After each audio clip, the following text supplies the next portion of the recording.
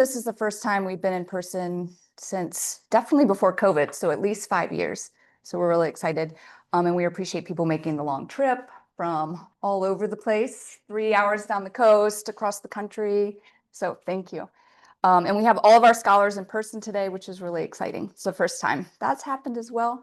So we have a really great group of students this year from all over the Western US. We have folks from Western Washington University, University of Texas at Austin, Hawaii Pacific, San Diego State University, CSU Sacramento, Portland State, and OSU, which is really wonderful. Some are recent grads looking for work, if anybody knows of anything. They've been working really, really hard these past 10 weeks. We're excited to hear about their experiences today. We'll have 12 minutes for each presentation, and then we'll be able to take 1 to 2 questions at the end of that. We're going to try and stick to 15 minutes per scholar so we can stay on track, especially as people might be coming in and out online. We will have surveys that will be posted in the chat. We'd love to have some constructive feedback for the students. There's also forms up here in the front if anyone didn't get one. And they're just an anonymous thing that we will hand to the students at the end so that they can get some feedback on how things went. And yeah, we'll have a mic for students, and then we'll also have a mic to pass around the room so folks online can hear. So with that, I'm going to welcome up Caitlin Toney, who is at South Slough National Estuarine Research Reserve. She'll be our first presenter.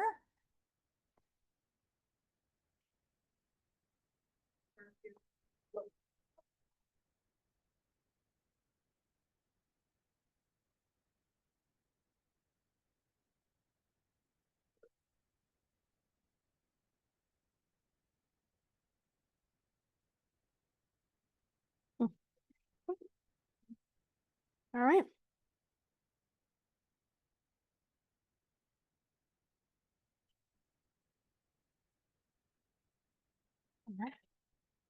All right, good morning, everybody. First of all, I'd like to thank you all for being here today, both those in person and joining on Zoom. I'm Caitlin, and I'm going to kick off our Summer Scholar Symposium by sharing my memorable experience as a South Slough intern. So I'm going to begin by introducing myself a little bit further. Oops, I just hit the mic. Sorry for the people on Zoom. As well as my program and my project. And then I'm going to get into a little more detail about what my roles at South Slough were and some accomplishments I was able to reach with that work. And then finally, in the end, I'm going to tell you what my next steps are back in Texas. So as I mentioned, my name is Caitlin. I was born and raised in San Antonio, Texas. I graduated last year from the University of Texas at Austin with a bachelor's in biology and a minor in communication studies. I hope to one day reach a career where, similar to my internship, I can participate in youth conservation education, with my main role hopefully being in marine ecosystem ecology research. So with that career goal in mind, that's how I stumbled across this internship at the South Slough National Estuarine Research Reserve. It was the first of the National Estuarine Research Reserve System, which now includes 30 reserves across the nation. And everyone at South Slough is so down to earth, and they strive to contribute knowledge and awareness about the South Slough estuary and the Coos watershed down at the southern Oregon coast by providing or working on stewardship projects, providing educational programs, and conducting a wide range of research. I had 2 mentors who are both here today. The first is Jamie Bellinger, who was one of the education coordinators at the South Slough, and who I worked with to carry out 5 weeks of summer science day camps. My second was Jenny Schmidt, who is the watershed monitoring coordinator, and who I spent most of my time out doing field work with. Together, they assigned myself and some of the other South Slough interns a assignment, which was to bridge the research at the slough with education by using an active project topic and turning it into an educational project. So now that you know a little bit more about where I was, I'd like to show you how exactly I worked in these both departments, education and research. So for starters, like I said, most of my fieldwork was with long-term biomonitoring fieldwork, where we collected plant data such as species diversity using vegetation plots. We also used sondes, which are basically little sensors that were deployed in groundwater wells throughout our test sites. That got us just long-term data such as salinity and temperature. And then we also collected soil data such as salinity, accretion, which is just the buildup over time of the soil, and soil moisture using various technologies and soil cores. We also used some GPS satellite technologies like real-time kinematics and leveling to gain elevation data about our sites. And I'm happy to go into more detail about those later, since that's what I spent most of my time in the field doing, but at a later time if folks are interested. I also got to help with other research teams doing things like water quality monitoring, drone mapping, estuary monitoring, like with eelgrass surveys, as well as fish staining and green crab trapping. And more on the education side, like I said, I worked with Jamie to carry out 5 weeks of summer science day camps. And here my main roles were to prepare activities and the materials for those activities, as well as make sure we had safe field trips. We took a lot of those. And maintain just general classroom organization and cleanliness, as well as try to bring a lot of enthusiasm each day to camp in order to create strong and comfortable relationships with the kids. And I think that paid off, because I'd like to show you that at our intern potluck that we had, my South Slough staff peers generously nicknamed me DJ Pepcat and created this little icon in honor of a freeze dance party that I played with some of the kids. So I think it paid off. But yeah, that's great. And then also on the education lines, was my final project, where I created a simulation using the topic of environmental DNA that has active projects going on at the SLU right now. And you'll see more of that later in my presentation. And finally, as we all know, as summer scholars, I also felt it was an important role to uphold Sea Grant expectations and maintain frequent communication with Blaine and Taylor through emails and our LinkedIn posts. So now that you know a little bit about more what I did at the SLU, I'd like to proudly share some of the goals that I was able to accomplish. So we all made SMART goals at the beginning of the summer. The first of mine was to become well-versed in the use of at least 5 new data collecting tools or strategies. I definitely surpassed this goal more than I thought I was going to. Even just in biomonitoring alone, those are just 3 topics that I was able to help with. There's many more, but these are just some examples. So in biomonitoring, I learned a lot in the ways of estuary plant species ID, as well as how to extract 2 different types of soil cores and use those to gain salinity and accretion data using refractometers and calipers, respectively. I also learned how to use brand new technology that I had never even heard about, like the real-time kinematics using a rover and leveling equipment that uses barcodes to gain elevation data, as well as just in general how to collect concise data while you're out in the field and record it and enter it in an organized way. And then with the other 2 examples of other teams I was able to work with, like the drone squad, I learned how to fly a drone and how the different lenses on drones can capture different data on the ground, as well as what goes into just preparing for those flights. Like, for example, I got to help with setting their ground control points, which helps the drone know where it's at in the sky. And then like with water quality, I got to learn how to drive a boat for 1. And then 2, I got to learn how to extract more deep water samples from the bay and estuary using a Niskin bottle, and how to use a YSI probe to get water quality parameters, stuff like that. So definitely surpassed that goal.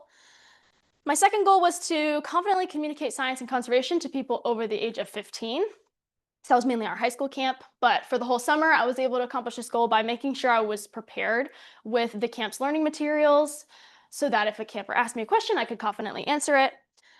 I also, like I said, with the enthusiasm, I just strive to every day come with a general aura of confidence and enthusiasm so that I could create that comfortable exchange both ways with myself and the campers.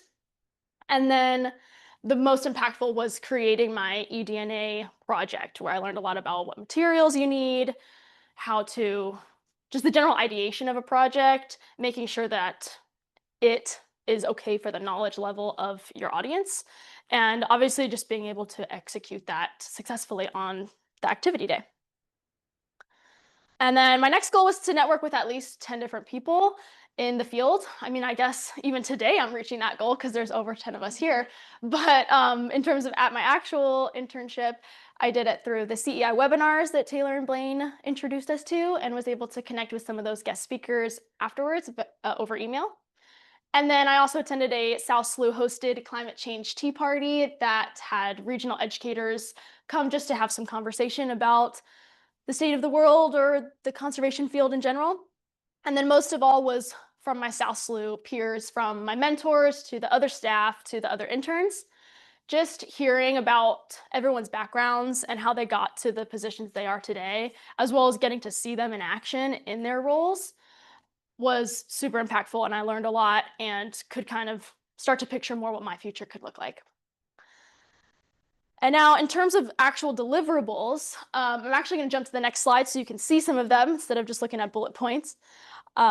Here you can see I made 2 icebreaker activities for our camps that were really successful in getting the kids out of their shells and starting to think about the estuary at the start of the camp week.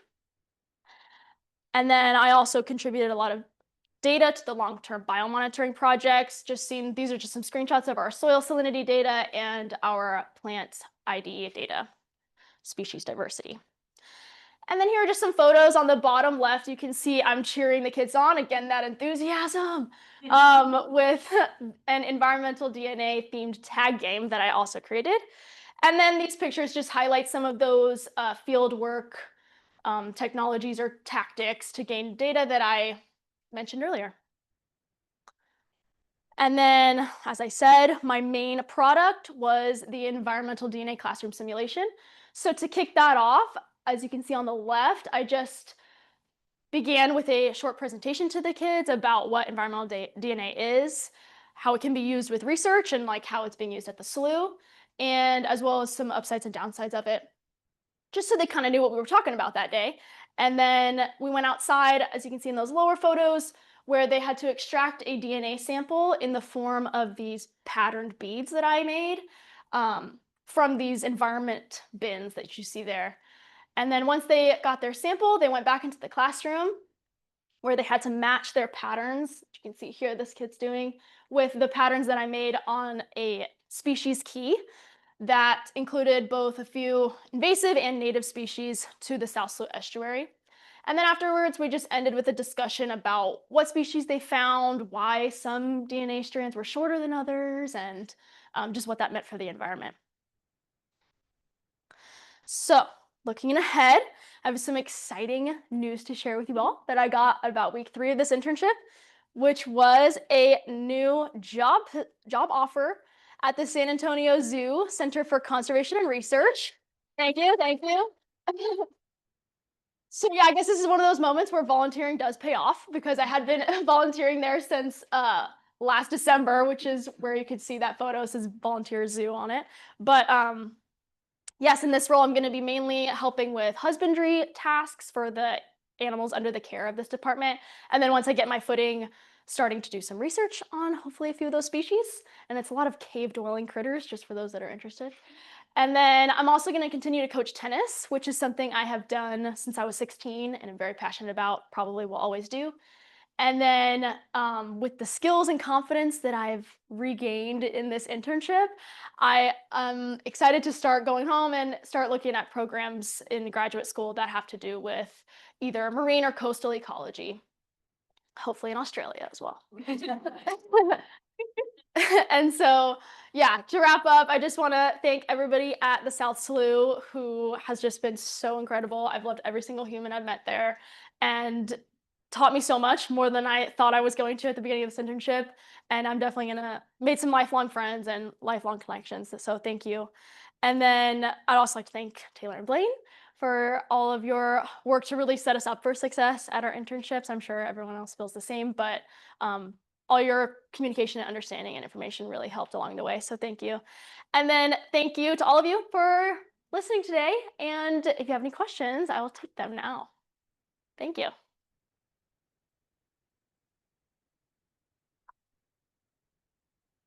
Any questions, or should I pick people and pass them around? Oh, you have it. Okay.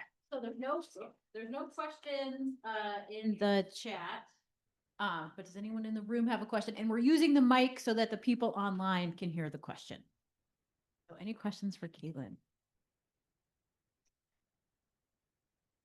I was curious if you could tell us a little bit more about your eDNA tag game that you played with the kids. Oh, the tag game. Yeah, so that was just kind of a byproduct of the brainstorming that I was trying to come up with my idea. There was actually another one too that I can tell you at the end. But the DNA tag game was basically, we split all the kiddos into teams. And I think we picked about 4 species. Well, there was a miscellaneous one too, but 4 species that are native to the estuary or invasive. And we gave them different colored bandanas to indicate what team they were on or what animal they were. And then there was a scientist who was the main player in the game, really. Everyone else, they were the tagger. So the scientist had to, when I said go, it kind of mirrored the, like, what do you call it? Like the research process of how you analyze the data. So I sent the scientist out to go collect your sample. So then they had to go and tag just anyone on no matter what animal they were. And then if you got tagged, you had to report to a base that was like going back to the lab, kind of, that's your sample collected. And then once that reached a certain number of people, then I would scream to like amplify. And so then those people that got tagged got to enter the game again and tag people that were of their same colored bandana on their same team, the same animal. So then they were amplifying the DNA and tagging more of their teammates. And then basically the game ended with whoever was left untagged, because that's the point of tag, is to not get tagged. Whoever was left untagged, the scientist got to then pass off who was the scientist role of the people that didn't get collected or didn't get tagged, the people that the samples that didn't get collected. And then yeah, and then that's how the game would continue, is just passing off who was the scientist. And then there wasn't much time, but in one of the rounds I got to have a little discussion with them after about like, okay, like which species are left in your sample, or which ones are left in the environment, like how many of what did you find out there? Is that invasive? Is that good for the environment? We just kind of had a little talk briefly between the next rounds. So yeah, that was one of the outputs of the brainstorming. And I also wanted to, but maybe I still can. I have one more week because my internship was kind of pushed back. But I also wanted to create this card game that is like a pattern reaction time of like an eDNA strand. But we'll see if I have time to make that. But yeah. Such a big way. Thank you. Yeah, it was pretty fun. Anything else? Yeah.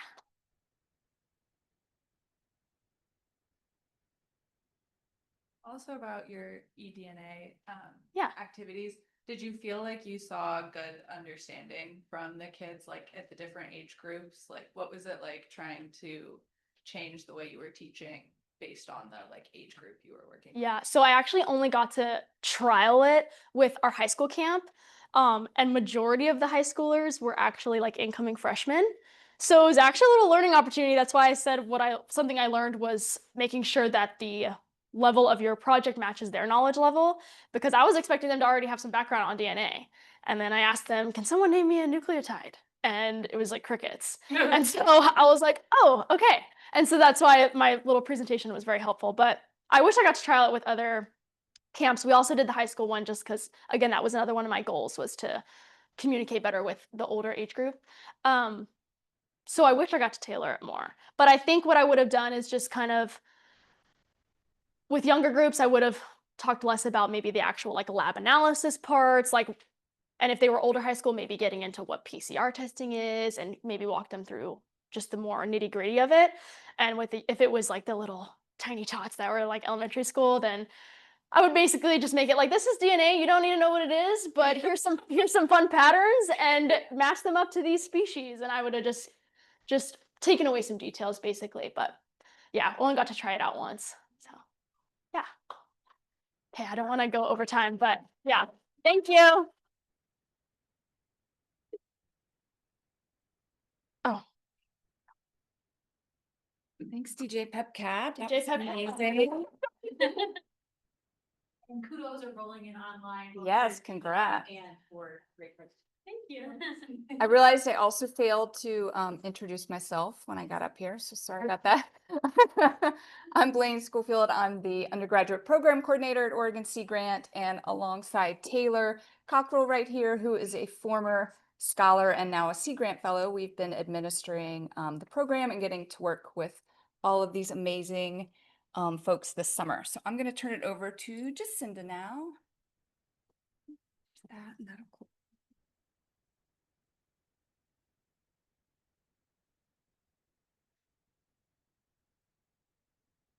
Let's read it. Just leave it. I don't really have anything. Hold it on here.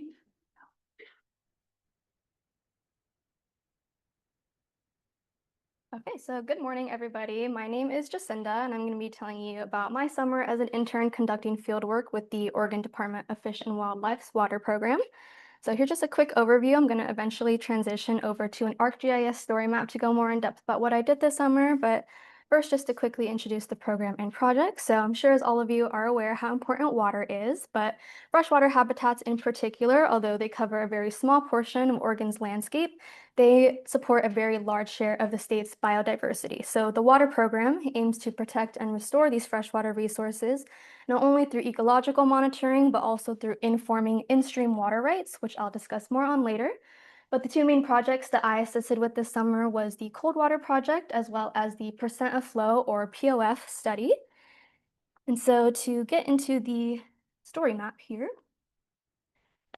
first, I'll go touch a little bit more on the core focus of this program, which is those in-stream water rights. And these are management decisions that are designed to ensure that a portion of the water remains within the streams to support overall ecosystem health rather than being fully diverted for other uses. And so there's resources here if you're interested in learning more about that, but field work is a central component to this process. It's kind of the meat and potatoes that forms the foundation of all of these water management decisions. And so like I said, there's two major field projects that I helped with this summer, one of those being the Cold Water Project. So this focuses on identifying areas of cold water refugia, which are streams that provide critical thermal relief for native fishes such as trout and salmon who rely on cold water for their survival and reproduction. So these pockets of cold water are really important amid rising summer temperatures.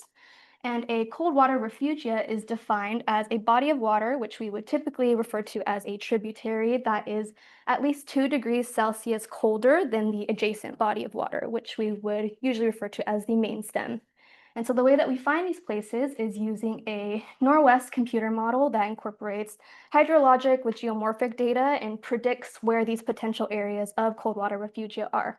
And so we go to these locations and deploy water temperature loggers to compare the temperatures between the main stem and the tributary to try and see if it fits this criteria of a cold water refugia. So to conduct this fieldwork, the first important part is getting to the site. And surprisingly enough, a large portion of my internship was actually spent on the roads. So just given the nature of this project and the sheer geographic range that we had to work with, we were often in very remote and rural places, usually requiring us to drive 5 to 6 hours a day just to get there. So with driving these work trucks, I became very acquainted with Oregon's many logging and forest roads, the country back roads, as well as the highways and scenic byways that you see here. And so, although not all sites were accessible, the ones that we were able to reach, we began preparing the temperature loggers as well as the housings. So it's important to keep the loggers out of the sun so that that doesn't influence the temperature that it's picking up. So what we do is we put it in a little piece of PVC pipe that is then wired to a piece of rebar that lets us anchor it into the stream. And we create 2 of those, one for the main stem and one for the tributary, and that's one pairing. And so in this photo, you'll see what an assembled logger looks like. So it's inside of that little PVC pipe that's wired to that piece of metal right there. And once we're able to find a good spot for that to go, we put that in the stream. So we look for places that are not likely to dry out given the summer heat, are out of sight from the public so it doesn't get messed with, but it's still easily accessible for the field crew to be able to go back and retrieve these in a few months. So in this video here, you'll see I'm just putting the logger under some rocks, kind of just to keep it in place, as well as shield it some more from the sun. And once we find a good spot is when we make sure to flag it. So if you see on this left side, this little orange ribbon here, this is kind of just a marker that we put that gives us general idea of where the logger is at for when it comes time to get it out of there. And so after doing that is when we record the data in this digital survey form. So this screenshot here shows kind of some of the information that we would input. So each logger has its own unique serial number. So it's super important to keep track of it using these data sheets. And we basically do that, deploying as many loggers and deploying as many pairings as we possibly can throughout the day before it's time to head back to camp. And so camping was another really large part of this project, which, because again, working in such rural places and so far away from home or large cities, we often had to stay overnight. So setting up and cleaning up camp was another really important part of the daily field duties that we were doing for this project. And yeah, like I said, this work took us all across the state. So this map here that I made kind of shows all of the study sites that we were working at. So over 400 loggers were deployed this summer. So you can see we were all around here, represented by those blue and red dots. The blue ones in particular, though, represent the points that I personally went to and helped with deploying the loggers there. So we'll look at those blue dots one more time here on this map. So this again is only the ones that I went to, but this is kind of just showing the range of river basins that we were working in, kind of just to show how there is a wide variety of different environments that we are deploying these loggers in. And to kind of give you a better idea what I mean by that, I inputted this photo gallery to kind of just show the diversity across Oregon and how it just looks very different depending on where you are. So up here, when we're up north near the hood, where they get majority of their water from snow melt, it looks very different once we head over that rain shadow and enter into the John Day, where it gets super more arid and dry. And so this is kind of just here just to show how different areas of Oregon have different water needs and requirements, which is why it's so important for us to have such a wide range of study sites. And for the second project that I had the chance to work with was the percent of flow or POF study. So this assesses the effects of water withdrawals on fish populations. So it does this by looking at fish abundance above and below points of diversion or PODs. And PODs represent the location of each of these water rights. So it's the physical location where fresh water is being withdrawn from its source for purposes such as irrigation, city supply, or some other authorized use. And ultimately, the goal of this project is just to better understand how the use of water for human activity impacts fish abundance and habitat. So to conduct this field work, it also required some long hours on the road, and with any long field trip, you're bound to run into a couple bumps along the way. And so, for example, some issues that we had to troubleshoot was when our fuel gauge stopped working on the truck and we ran out of gas on the side of the road.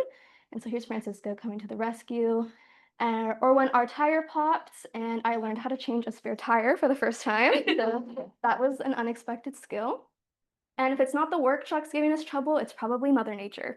So in this photo, it doesn't exactly do it justice, but this day we're carrying our heavy backpacky fishing gear up and down the side of this super, super steep slope. And so it just kind of goes to show how it's not always the easiest or most simple journey getting to these study sites, but overall just being adaptable and flexible and optimistic is really the key to overcoming challenges like this in this setting. But the hard work pays off and we get to do the fun part, which is the backpack electrofishing removal surveys. So using this device that you see right here, this sends out an electric current out into the water, which gives a small shock to the fish and temporarily stuns them, allowing us to be able to safely scoop them up and collect them and handle them. And so we do this by setting up reaches of 100 yards, and we pass through it 3 different times, collecting as many fish as we possibly can while working around stream obstacles like this big log jam that you see right here. And then, yeah, we get to hang out with some cool fish. So here is a brook trout that we caught during one of our surveys.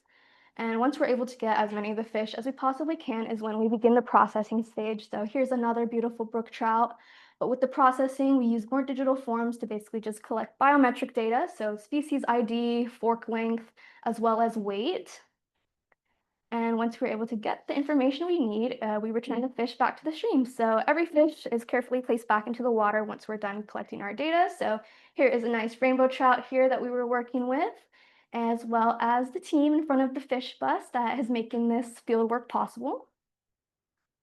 And so some extra studies and fun things that I got to do on the side for this project was the IFIM study, which is another really big part of the water program. This looks at the relationship between stream flows and fish habitat. So essentially they want to understand how much water do fish really need in their habitats. And so I got to play with some of the program's cool technology and all their cool gadgets and toys. So here is an ADCP that looks at stream flow and velocity on that computer. We got to fly some LiDAR drones. We got to work with some flow trackers. So a lot of cool, interesting stuff that we got to do. Me flying the drone, I'll skip over. And then we got to do pit tagging, another really fun thing. So this is a small, uniquely coded tag similar to what they put in cats and dogs to track them. So we insert this under the fish's skin, and this allows us to monitor their growth throughout the summer months in particular. So you do have to recapture them in order to retrieve the data. So hopefully when they go back to try and get some, they're able to get some good information out of the tags that we input. And then lastly, another really fun part, I'll let this video play while I kind of explain, but we got to do a swiftwater training course up on the White Salmon River in Washington. So this was really cool to learn basically just river safety skills as well as rescue techniques. So we learned things specifically catered to some of the work that we're doing in the streams. And so you'll see me in just a second jump into the water. Yeah, there we go. And so we're basically just learning how to better flow and swim in our waders, since that is a risk with the job, is getting waders or your water filled with waders. And yeah, so we learned a lot of cool things again, such as tying knots.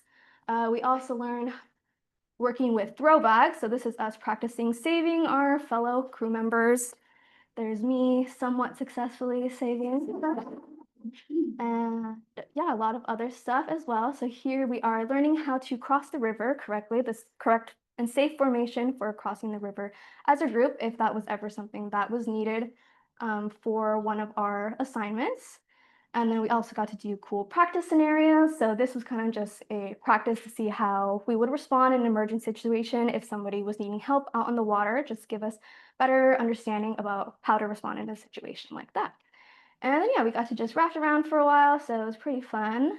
And here's a group photo of us all. So that's the water program. And right here, these are all of the lovely people that I had the pleasure of working with this summer.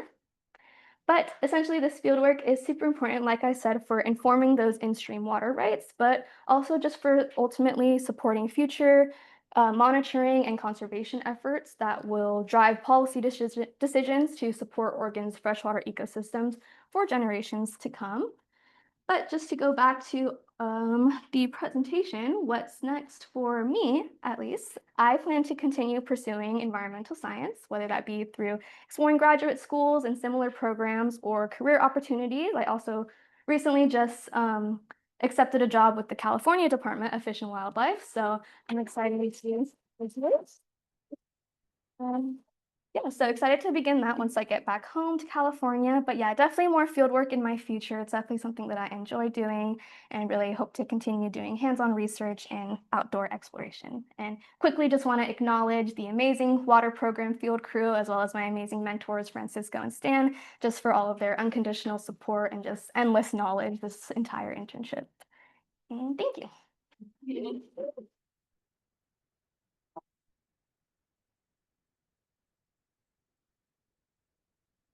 Yes, for Jacinda.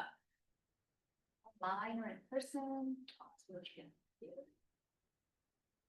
I was just wondering if you could explain how those trackers work. Like how I saw you were injecting with a syringe. Like how does that go in and how does it track the growth, if you know? So I'm not exactly sure how they get the data out of it, but the way that we would do it is we have like this little wand that kind of scans it to activate the pit tag. And once it's activated, we insert it into like a little syringe. There's like enough space for us to slide it inside of it. And that then allows us to be able to insert it into the fish. And then once they, so the fish have to be recaptured in order for them to get the data. So they'll go back in a few months to do that backpack e-fishing one more time to try and see if any of the specimen that they collect did have the tags. And again, you just wave the wand over the belly of the fish and then it should tell you if it's in there or not. And then yeah, once they're able to extract that, I assume there's a way for them to get the data out onto a computer or something like that. But That's really cool. Thanks. So kind of on that same note, I remember that you mentioned that you had to like temporarily stun the fish in order to collect that data. How like what was the time frame that which after you like stunned the individual fish for you to insert the tag and then release them back? so for the pit tagging in particular, after the stun, the fish wake up just a few seconds later, which is why it's really important to try and scoop them up as fast as you can, because once they're stunned, they kind of float up to the top, and in a few seconds, they'll wake right back up and swim away. So try to scoop them up as soon as possible. So they do wake up, which makes it a little bit difficult for the pit tagging. For the pit tagging, we did anesthetize them. So we used something called MS2, I believe is what it was. And you just put that with like some baking powder and it creates a little mixture for them, puts them to sleep for a little bit. And then once you put them back in regular water, they wake back up again. So they were acting calm. They were kind of under the influence a little bit when we were working with them. So yeah.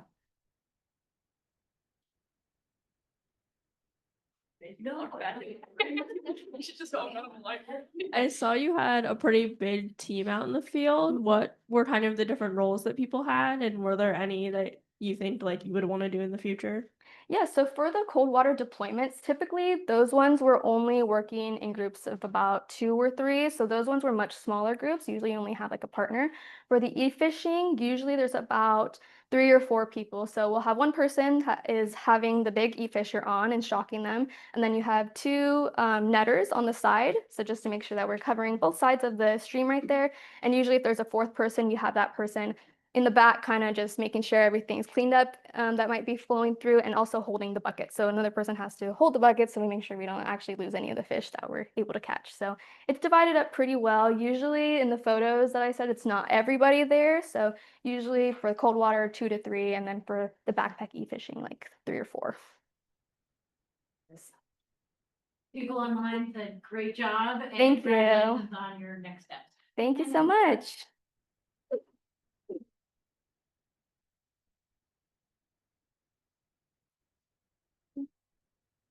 I think it's safe to say in 10 weeks, Jacinda, you've seen more of Oregon than most of us. All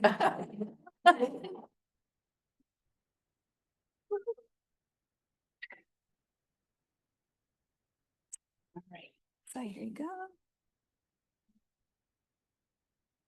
Yeah, does that Where do I- clip on? Okay. Stick that there if you Thank you. All right, so next up, we have Marquesa, who's been with the Oregon Department of Environmental Quality up in Portland. Do I have Oh, to switch sorry. that? Thank you. No problem.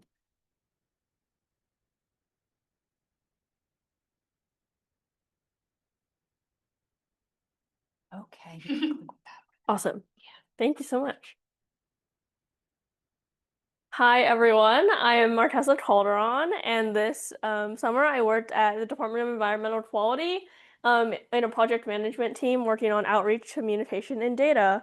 And that is me on our cleanup site in my full PPE. You look very sick. Thank you. I felt like it. So the Oregon Department of Environmental Quality is a statewide agency.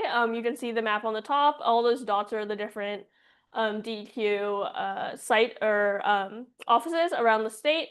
And in that top left corner, the green region is Northwest region, which encompasses Portland and part of the coast, and that is the region I worked in the Environmental Cleanup Division. In that middle photo, you can see a photo or a map of the Columbia River and the Columbia Slough. So I worked in the Columbia Slough, which is a waterway that runs parallel to the Columbia River. And then within the Columbia Slough, the site that I spent the most time working on is Morinite Islands Natural Area, or Pacific Carbide. And that is the star that you see in that bottom map. So get to know the site that I worked on. Morinite Island Natural Area, so those are the islands that you see at the top, and then Pacific Carbide is the company that used to work in this area. So you can see at the bottom that slashed area where you see the containers, that's where the industrial site used to be. Pacific Carbide manufactured calcium carbide. But for cleanup purposes, the important thing to know is that the waste that was created in the manufacturing process had a significant amount of calcium as well as PAHs. And this was pre-modern environmental regulations, so that waste was stored right along the bank of the Columbia Slough. And when that bank collapsed multiple times, that waste went directly into the slough. And here we are 40, 50 years later working on cleaning that contamination up.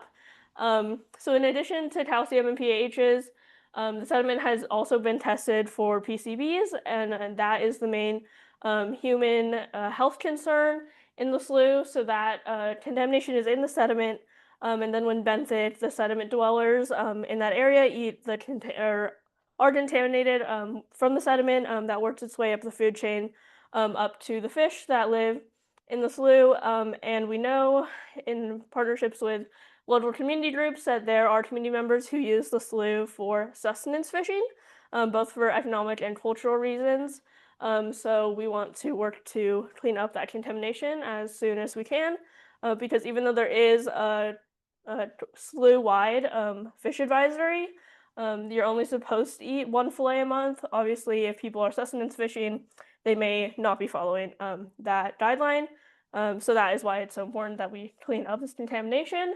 Happy to talk to you more about the text or the text specifications at another time. But the thing to know is that the cleanup method that they decided to use is a thin cap, so isolating fish and other critters from the contaminated sediment and building them a new habitat layer on top of that isolation layer. So I got to be at the fun part of the cleanup project. These projects can be tens of years long, but I came right when they were able to start doing the in-water cleanup, so I got to see the exciting part of this project. So I got to see a lot of different things happening. The first one is bait excavation. So when you put materials into the slough or any waterway, you also need to take materials back out so you can maintain a flood balance in case there's a flood. So I got to see that. Turbidity curtain installation, so that is to keep fish out of the work site and keep turbidity inside the work site. Benthic monitoring, so looking at what does the benthic community look like before we start construction, and then they'll also monitor that afterwards. Fish salvage, which is actually electrofishing, which Jacinda just described for us. So that is stunning the fish so that they can be taken out of the work site so they can go be safe somewhere else. And then one of the isolation methods that they're putting on the site is activated carbon cap. So that's activated carbon mixed with sand, and then you can see it's being slunged out of that hopper like a sprinkler system, essentially. So these photos were very important for weekly construction updates. So we have a story map that we updated weekly so that our project partners and also the general public can know every week what is going on in the site, what's going on in their neighborhood. So I took what I saw going on at the site as well as sitting in on weekly construction meetings with the contractors just to summarize what was going on at the site this week. So one of the big components of my internship was outreach. So in partnership with the Columbia Slough Watershed Council, which is a nonprofit that's very focused on maintaining the Columbia Slough so that it can be used for recreation as well as fishing. They're very plugged into the community, so it was fantastic to work with them because they have so much reach within the community. We got to do a walk-in talk. So if you look at the top photo, that is me and all my mentors. And we gave a presentation talking about the Columbia Slough in general, as well as the project site and the cleanup plan. If you see above Heidi, who's the woman in the hat, you can kind of see a little thing coming out on top of her hat. That's like the crane on the project site. So you can see the project site from this pedestrian bridge where we took people. So we're kind of showing them it from a distance and also talking about the site itself and then fielding any questions that they have about the site. So an additional thing I got to do were site tours, internal site tours, so not open to the public, but specifically for DEQ staff members and City Portland staff. So this is important because, like I said, these projects can take years and a lot of funding. So it's really important that when they are in active construction that we can show it off and show people like all your hard work is definitely worth it. Come see what it looks like when we get to the actual cleanup construction phase. So we toured staff members around to see the different things on the site, and then just yesterday we also got to show it off to staff and leadership from DEQ and a bunch of other state agencies, which is really great just to celebrate all the different partnerships that make these cleanup projects possible.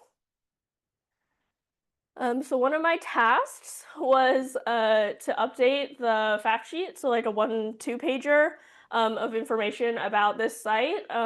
The one you're seeing is the one that existed before I updated it. So my goals for updating it, we're focused on using plain language, so making it an approachable thing that people want to read. Updating the content, so just talking about the construction that happened this summer.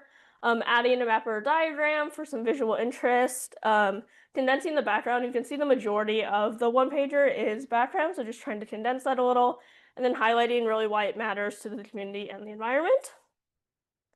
So this is the fact sheet that I drafted up, and I can go through and kind of show you the things that I changed. So in number 1, you can see that I replaced that top photo with a photo of active construction, just because it's exciting to see what's going on at the actual site, as well as a map of the construction area, and then the inset map is also just showing you where it is in the Columbia Slough, so that people can have an orientation to where the site is. And number 2, that question is like, what is the problem? So that's describing the human health concern with PCB bioaccumulation in the fish, which again is our like top concern for why we want to be cleaning up this area. And then in number 3, you can see that I condensed that background down, and instead of being in paragraph form, it's now in more of a timeline form, so it's a little easier to follow. And then in number 4 is all of the construction updates from this summer, but in table form, telling people where it's happening, like the cleanup method that we're using, what our intended effect is with that, and then where we are in the process. So like, has it already happened? When is it happening? That kind of thing. So I'm very proud of this, and I got to give it out at the leadership tour yesterday, so that was very exciting. Taking a step back from the Morin-Wright Island site itself and looking at the greater slough as a whole, I also got to work on a GIS project, so mapping software, for a DEQ City of Portland, Oregon State project that they're working on. PFAS, or you've probably heard of forever chemicals, are an emerging contaminant that they are trying to track in the slough. So the idea is that because the city of Portland every 10 years does a bunch of sediment and fish tissue sampling, the next like 10-year mark sampling event is actually next year. So DEQ wants to take advantage of that sampling that's already happening to look for PFAS. So the city of Portland has agreed to do some split samples where DEQ will take some of their already planned samples and test them for PFAS. So what I was doing was, those green diamonds are places in the slough they're already planning to do sediment sampling, and then the blue and orange boxes are sites that we suspect are contaminating the slough with PFAS just because of the nature of the manufacturing or the business that they're running. So I took those and kind of put them together to try and figure out sites that we would want to do split samples for. So this is just kind of an example of like the logic behind picking different sites. So that orange box is a tier 1 PFAS priority site, meaning we're like pretty sure they're probably contaminating the slough with PFAS through their stormwater. So following the stormwater system, which is that green line with blue arrows, we have that map from the city of Portland of all the storm drains. So following that storm drain to where it goes in the slough, and following it down to the closest diamond, which is the sediment sampling site. So I made that one pink high priority because we're pretty sure there's probably PFAS contamination there. So now this is what the map that I made looks like, and it has 34 different split suggestions, 22 high priority and 12 low priority. So very exciting. I really like working in GIS, so exciting to work in GIS, and also give split sample suggestions that hopefully will make it to OSU and the people who are working on this project. So like I said, a lot of my internship was focused on outreach, which is unfortunately not entirely the norm in cleanup just because of the limited funding. Outreach is not always able to be a priority, but I'm really proud of all the things I got to do in outreach summer because of this internship to help DEQ meet some of those goals that it is trying to work towards. And then personally, like I said, I really just liked working in GIS, so it was fun to work on those split samples as well.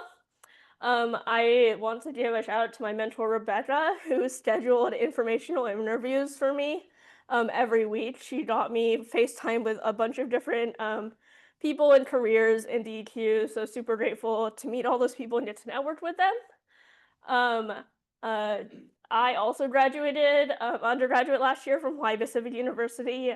You can see that photos from my graduation, all my beautiful lei, and then my parents who are here today.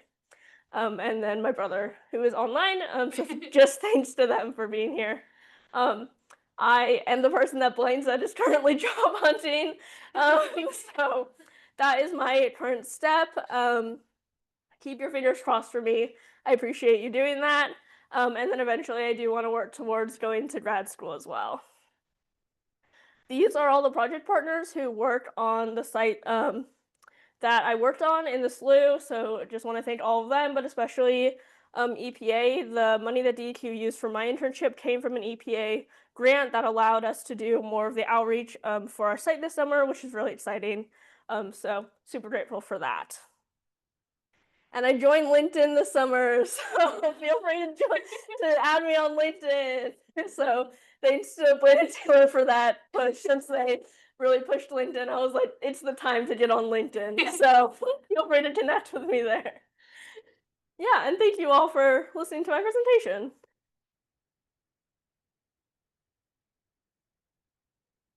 And I know I talked over, but maybe one question.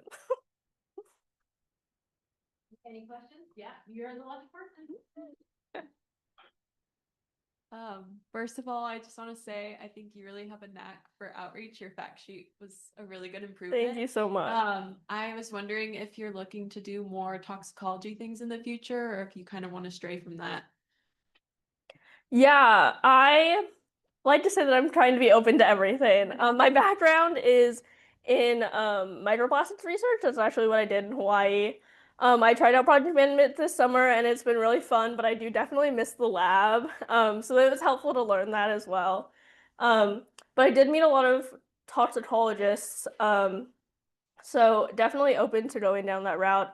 It's really cool to see like a lot of project managers at DEQ have specialties as well. So they're also geologists or toxicologists or hydrologists. So it's really cool to see like you can have like a scientific specialty and also do project management. So yeah, it was super cool to learn about. There's so many jobs out there. So yeah, exactly.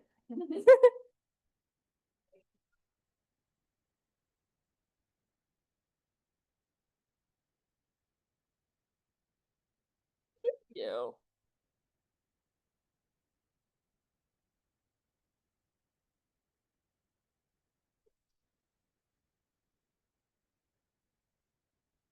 Okay, next up, we have Sophia Raya and Alexis Merker, who were with Ocoin this summer.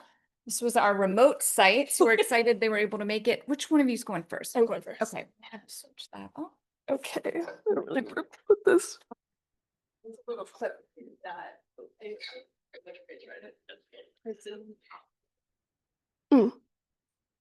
Second slide. Oh, if we're okay, so one of our slides we're co-presenting. How should we do that for two of us? Oh, there you go. That works. Just, yeah, it's on. Okay. So hi everyone, my name is Alexis Merker. I'm a recent graduate from Oregon State University with my honors Bachelor of Science in Fisheries, Wildlife, and Conservation Sciences. Hello, my name is Sophia Raya. I am currently a student at San Diego State University, and I am in my last year, I think, and I'm pursuing a Bachelor of Arts in Sustainability.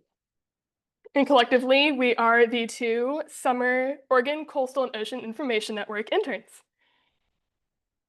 So first to start, what is OCOIN, or the Oregon Coastal and Ocean Information Network? The Oregon Coastal and Ocean Information Network, or OCOIN for short, is a policy science network that promotes science-informed decision-making and transdisciplinary collaboration across researchers, policy and decision makers, tribal governments and its members, and other coastal users in Oregon.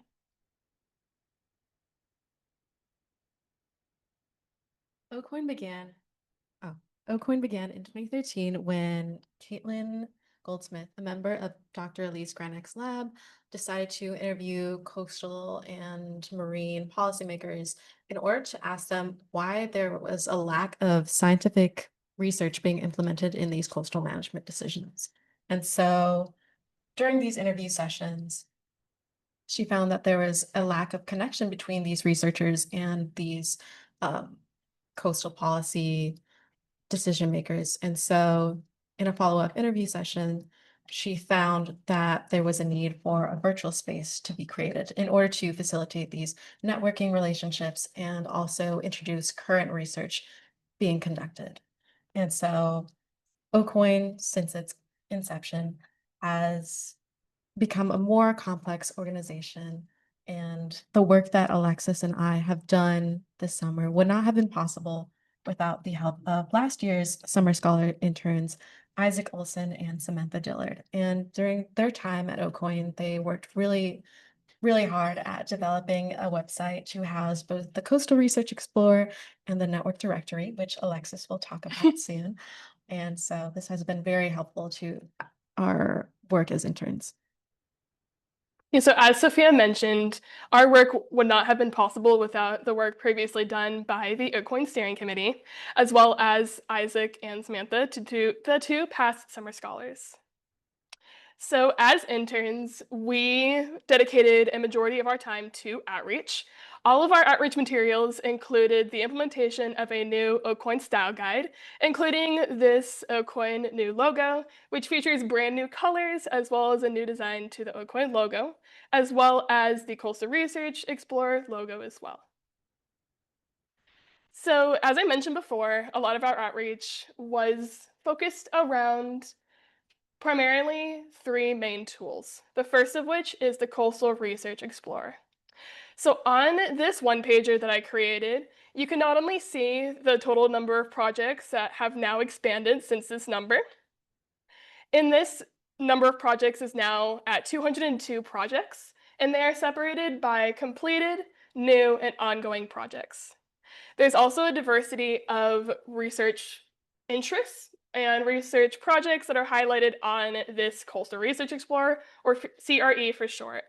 Some of the fields that we featured on this one-pager include hazard mitigation and disaster preparedness, ocean acidification and hypoxia, and wildlife conservation, including a project on stellar sea lion conservation. Furthermore, on this one-pager, it also shows the mission of OCOIN and the fact that it supports science-informed decision-making and that transdisciplinary collaborative community we talked about, as well as its ongoing support towards coastal and marine decision-makers that are seeking to use and find current coastal research to inform management practices. Finally, since its inception, OCOIN has supported a web of research partners that ensure continued accessibility of scientific research to communities of interest, primarily doing so through the Coastal Research Explorer. Furthermore, on this infographic one-pager, we have three main ways to collaborate and connect with OCOIN. The first of which is sharing your research on the Coastal Research Explorer. So as you can see here, this is the Coastal Research Explorer. And as I move a little bit over this way, you can see that not only is there a welcome page that gives more information about the Coastal Research Explorer itself, but there's also an All Research tab, which highlights the 202 projects that are, sorry, I'm trying to figure this out here. The mouse did show up. Oh. Yeah, like it was there for a second and then it went off. Sorry, I'm trying to figure this out here. Not entirely sure how this works.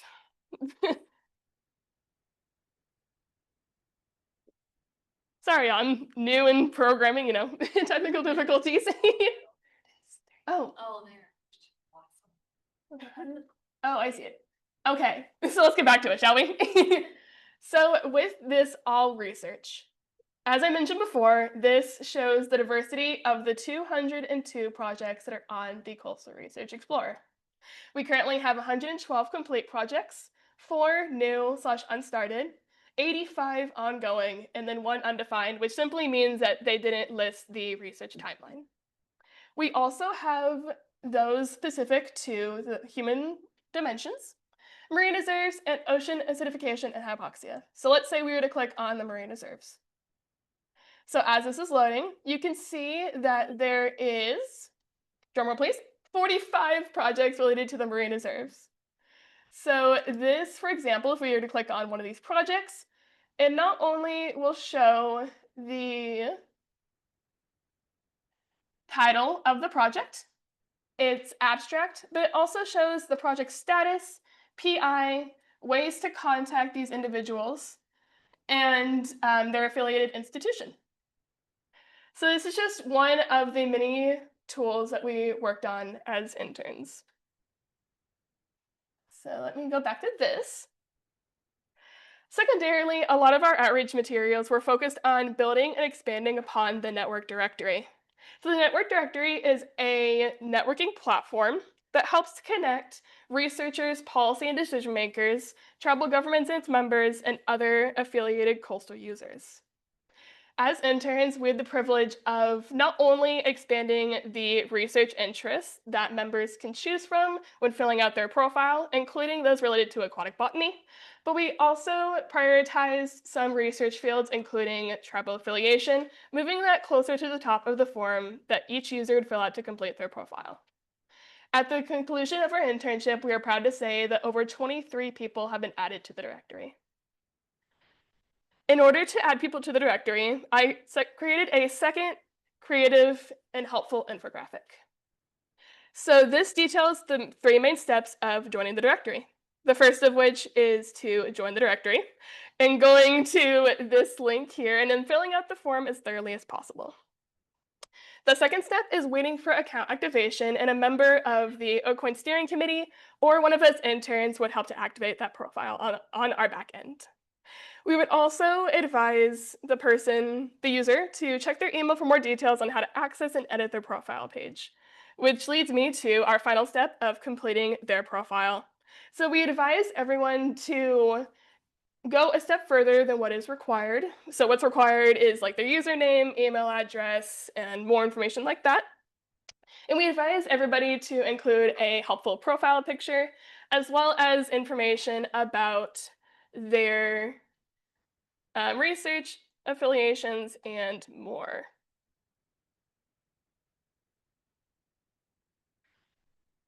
So as you can see here, we have Tanya Haddad, who is one of the members of the network directory and also one of the members of the steering committee. We can see here that not only does she have a helpful profile picture, but she also has more information about her professional affiliation, ways to contact her, as well as her research interests. And you can also see that not on this one, on this one in particular, and all the other user profiles as well, that if you were to click on, let's say, spatial planning, you are able to see the other users on the directory that are also interested in spatial planning. This also extends to a multitude of other research interests and fields of work, including those related to ArcGIS. So we encourage everybody to not only focus on those connections within their network and at their particular department, but also just that transdisciplinary network across other maybe research interests that you are interested in, or those that might be in your department and outside. So we're gonna go here. So how did we do all this outreach, and how did we share information about these 2 tools? The first of which is through outreach emails. So Sophia and I had the privilege of creating 17 outreach email templates, including those that talked about the Coastal Research Explorer network directory, as well as particular research topics. We also sent out these emails to over 100 individuals, which includes faculty and students, grad students, at Oregon State University, Portland State University, Oregon Coastal Community College, University of Oregon, and more. These helpful emails not only benefited myself as an intern to help expand my list of potential graduate programs I'll be applying to in the near future, but also will benefit the I bet it benefited Sophia as well as the future interns that we are proud to join in our wonderful Ocoin community. Furthermore, we sent out these emails, these 17 templates, via the partnership Gmail, as well as our MailChimp listservs. Ooh, okay. Your turn. I'll go over. Sorry. So another form of outreach that Alexis and I have created over the summer has been our summer newsletter. Let me click on that. And so this summer newsletter is usually created by interns and fellows and serves to introduce the wider Ocoin community to current projects that Ocoin is currently embarking on or has completed. And so within this specific summer newsletter, if I can find it. You got it. I This think one? else you just scroll down to. Yeah, there you go. Yeah. So this newsletter introduces Alexis and myself to the wider Ocoin community and helps to put faces to names on who has been performing the outreach. And this also helps to further support the human network that structures Ocoin as an organization. And so, in addition to our introduction, the newsletter helps to introduce the Coastal Research Explorer, the network directory, and the annual webinar, which I will be talking about in just a few moments. And so when you click on these hyperlinks, I can scroll upwards. They take you down to the newsletters that Alexis has created. And this helps to streamline information and also, once again, reintroduces Ocoin to individuals who haven't been as previously connected in the past. And so exit. Yeah, just click on the X at the top there. There we go. Okay. Learning as we go. And so for our next steps that Alexis and I are going to be taking will be with the annual webinar. And so I created this annual one-pager in order to introduce the purpose of the annual webinar and also lead to a clickable link and a QR code to an interest form so that people can share their intentions on attending the webinar. And so what is the annual webinar, you might ask? So the annual webinar will provide attendees the opportunity to collaborate with many different individuals across different research disciplines, policymakers, tribal agencies and members, and other coastal users who are interested in the coast. And so during this annual webinar, Alexis and I will be walking through the Coastal Research Explorer and the network directory and highlighting how to input your information into both of these different sites and ask for both feedback and allow users or participants to share their feedback on what they're searching for or what updates should be made. And so additionally, this webinar, I should specify, will also be characterized by the use of 3 different structured presentations. And so Alexis and I are currently finding researchers who want to share their current research regarding the coast. And this is another part of the outreach emails. And so one of those 17 different templates are being geared towards researchers and asking them to share their time and information to the public. And so some next steps that we're currently also moving on are increasing the amount of ethical data sharing practices being implemented within Ocoin as an organization. And so these are the fair, care, and trust principles. And so what are these principles, you might ask? Well, each one aligns with good data stewardship standards, but each are geared more specifically towards certain groups and individuals, such as researchers themselves, data resources, such as data networks, and then also individuals who are using the data. And so the FAIR principle aligns with findable, accessible, and reliable data. And this mainly aligns with researchers who are inputting their information onto the Coastal Research Explorer. And so currently, in order to have a usable Coastal Research Explorer, we are encouraging researchers to include the most amount of metadata they can have. And so, as Alexis has shown in the past, the metadata includes principal investigators, which institutions are conducting the research, when the project started, if the project has ended, and other important factors. And so this just helps to provide a good description for the data and allows for users to find the data in a more streamlined manner, which aligns with accessibility.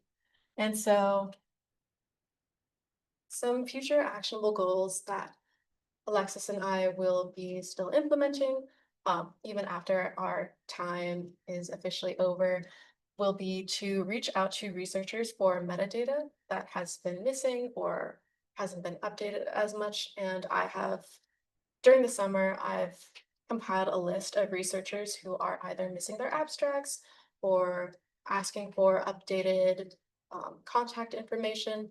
And so as we obtain a new fellow with OCOIN, we'll be sharing this information and also sharing these these email templates in order to further obtain more relevant data. And so as for the CARE principles, these align with collective benefit, authority to control, responsibility, and ethics. And these mainly align with Indigenous self-determination and Indigenous sovereignty and how they want to present their research on the Coastal Research Explorer. And so as for OCOIN as an organization, it supports tribal agencies and tribal users and also tribal researchers to put what level of data they feel is comfortable on the Coastal Research Explorer. And so this helps them to know, and they can also provide different avenues of contact for users to contact them and have that working relationship instead of just being completely separate from who's using the research. And so some actionable steps that OCOIN is thinking of implementing or will be implementing in the future is building and sustaining existing relationships with Indigenous people across the coast. And so Alexis and I have begun this journey by forming these personalized outreach emails and sending them to tribal agencies, especially the natural resource directors.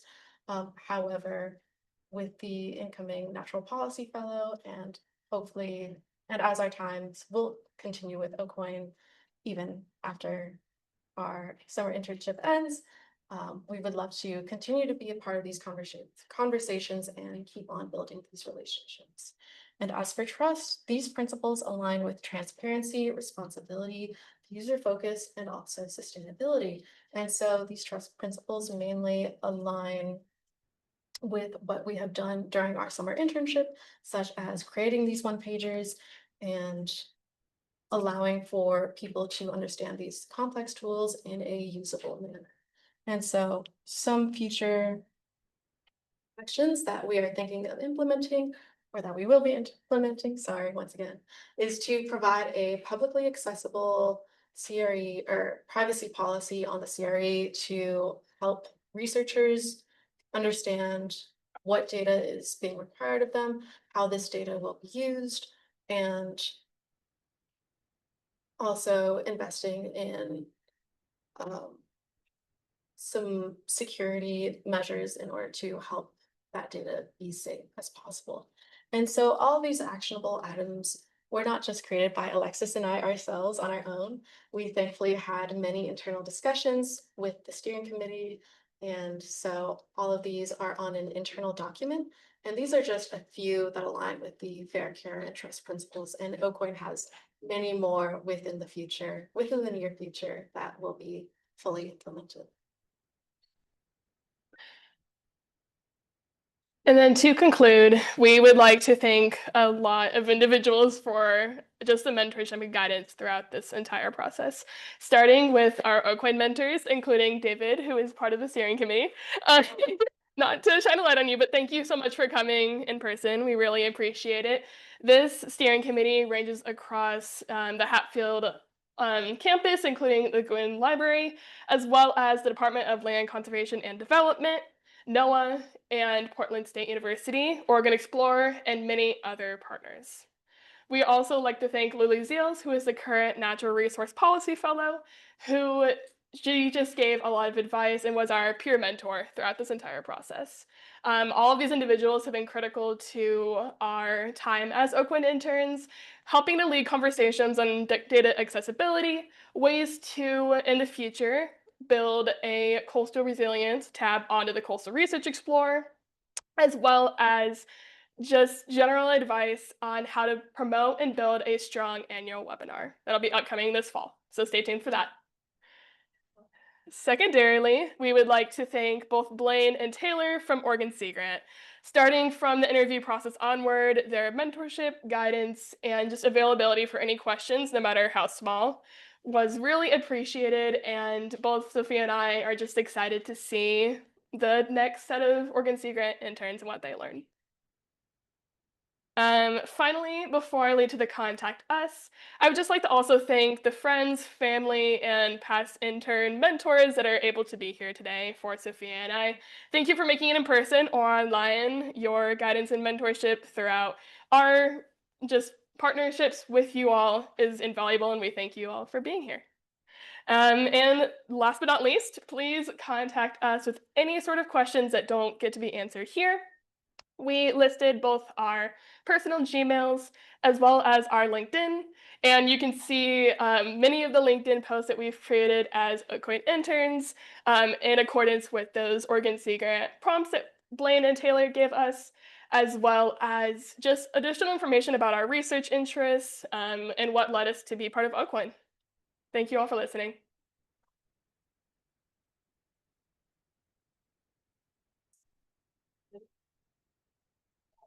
Thank you. Any questions for these two? Folks online are thanking you for your good work, and Luli is already posting the link to join the Oakwood network. Please join the Oakwood network. Chat.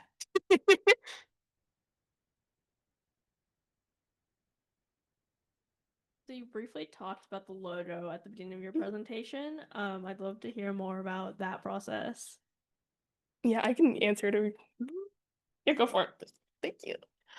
So was this on the Coastal Research Explorer? Just over here.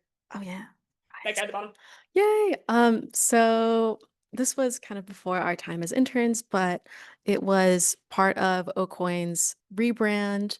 I'm not sure if you've seen on previous implementations of like the Coastal Research Explorer, there have been old logos, but this is part of like their new rebrand and updating both like what Oakwood stands for and implementing like that mission of like furthering like ethical data standards. And so, yeah. Additionally, the color is also updated. So it used to be like a more lighter blue, but now this is like one of our standard colors. And so if you've seen that like throughout the presentation, that's because Alexis and I wanted to align with that rebrand. Yeah. The only other thing that I would add, great start, is as interns, we did, and we are continuing to implement this new logo everywhere that Oakwood is mentioned. So for example, we didn't feature it here on this presentation, but if you go to Oakwood, so OCOIN.info/ just oakwood.info, actually, it'll lead you to our brand new website that was created by a series of graphic design students, actually, that collaborated with Oakwood. And then we, Sophia and I, as interns, got the opportunity to continue on that progress and implementing it into areas such as the Coastal Research Explorer.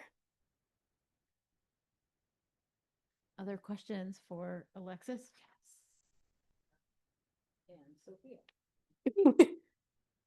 You guys just learned a lot about the outreach side of the environment and conservation. So I was just wondering, as you start to think about careers, if this is what you guys want to pursue in terms of like outreach, because it seems like a great learning experience for that. You wanna go first? Yeah, I can go first. So as I mentioned before, I received my honors Bachelor of Science in Fisheries, Wildlife, and Conservation Sciences. This major has just been invaluable to my growth as both in like academic and professionally, but also personally too. For example, and this is something that I highlighted in one of my LinkedIn posts, is that my interests are in the human dimensions of like marine ecosystem conservation, but also marine mammal conservation. So I'm really at that intersection of the natural and social sciences. The reason why I'm in this position to begin with is really because of my interest in helping connect coastal users, including these coastal community members and researchers and any other individuals that are really passionate about marine conservation but don't really know where to start. I'm really passionate about showing them where to start. And really just saying that no action is too small in the fact that we're all collectively working towards marine and coastal stewardship.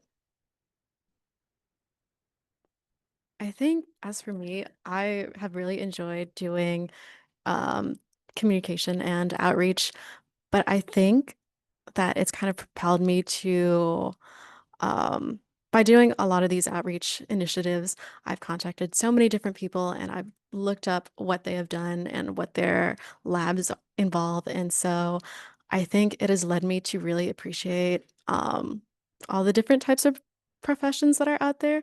And I think as for me, I've been really inspired by Andy, one of my steering committee members. And so I think maybe a career in public policy is something that like more heavily aligns with me. And one of my research interests are um, more so indigenous ecological knowledge. And I think I would love to combine that and continue to help promote that kind of work, both in Oregon or back in California. I would love to help the tribes there. And so I think that communication really aligns with that interest as well. So, yeah, thank you so much for your question. Thank you.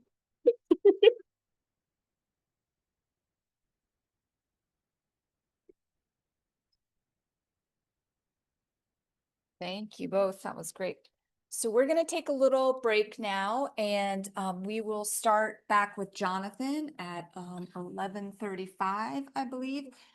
There's a little bit of food out there, coffee, water, bathrooms are to your right, just in the foyer, and there's also a water fill station. Thanks.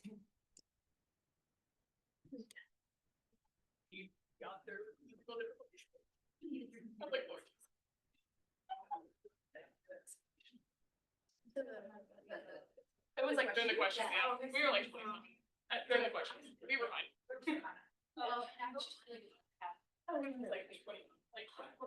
I just saw your test. Thanks. That's right after. I was like, maybe she's around that.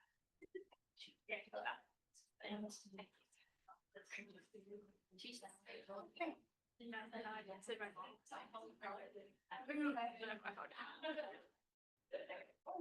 How are you?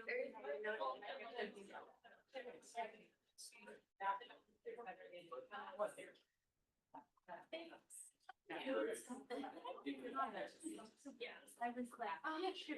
Yeah, public. Yes. Thank you. Yeah.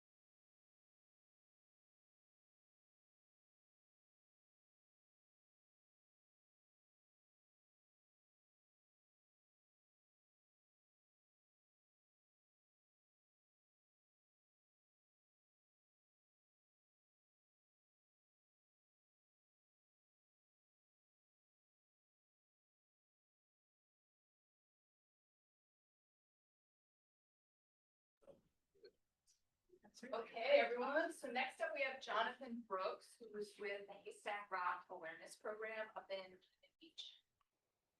Hi all, thank you.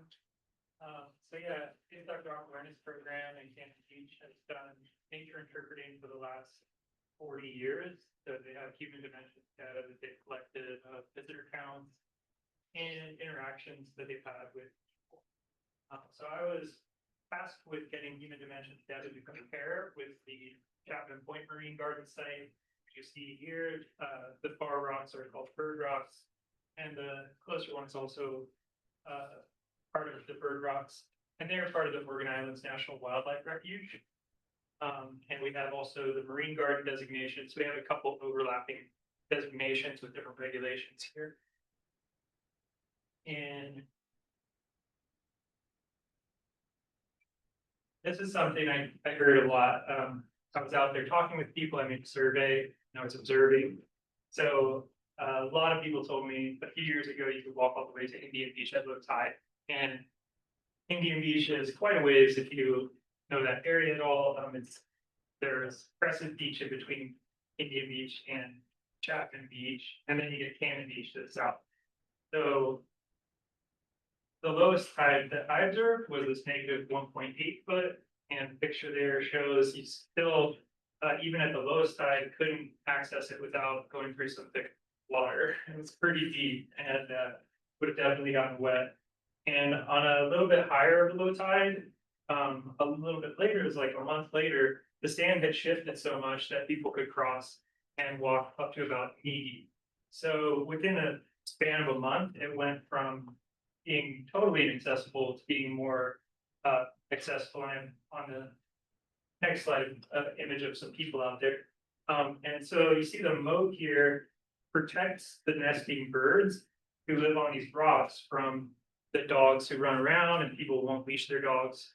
The first time I shadowed at Haystack Rock and the interpreters there, one of the first things that happened was this wily dog running, and there's a nest of black oyster catchers right there in the like saddle area at Haystack Rock, and the dog just ran in and was running under the ropes where they have it blocked off for their protected area. So it's a real issue even at Haystack Rock, where they have an established program of interpreters being there to help protect the birds. So the advantage here is they actually have way less traffic at Chapman Point, and that moat is there, but it will change. And again, the sand will fill in and it will be accessible for visitors to walk all the way through again. So here we have this black oyster catcher nest up, and people right there. I actually saw someone flying a drone, which is one of the prohibited activities, excuse me, in Morgan Islands National Wildlife Refuge. You can't fly drones within like, I think it's 100 yards. And I saw one fly almost right 20, 30 feet away from this black oyster catcher nest. And I let the guy know, like, that's not allowable.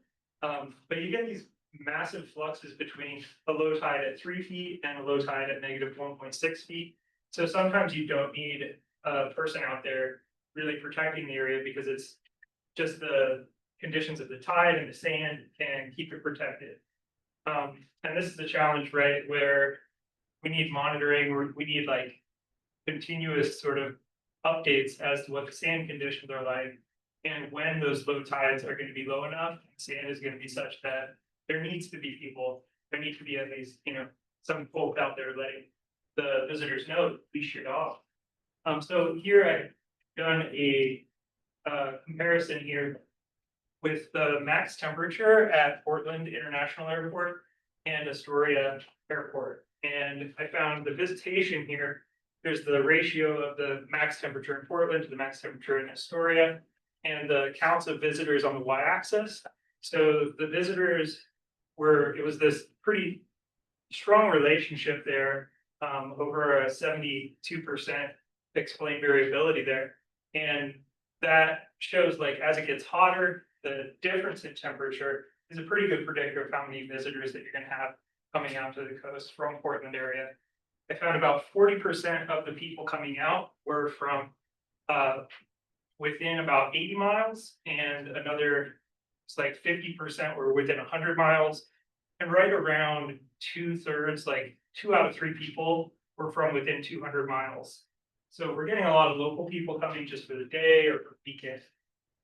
The sentiment there, people were really strongly in support, like over 80 or 85% of the people were in strong support, or at least agreed with the regulation.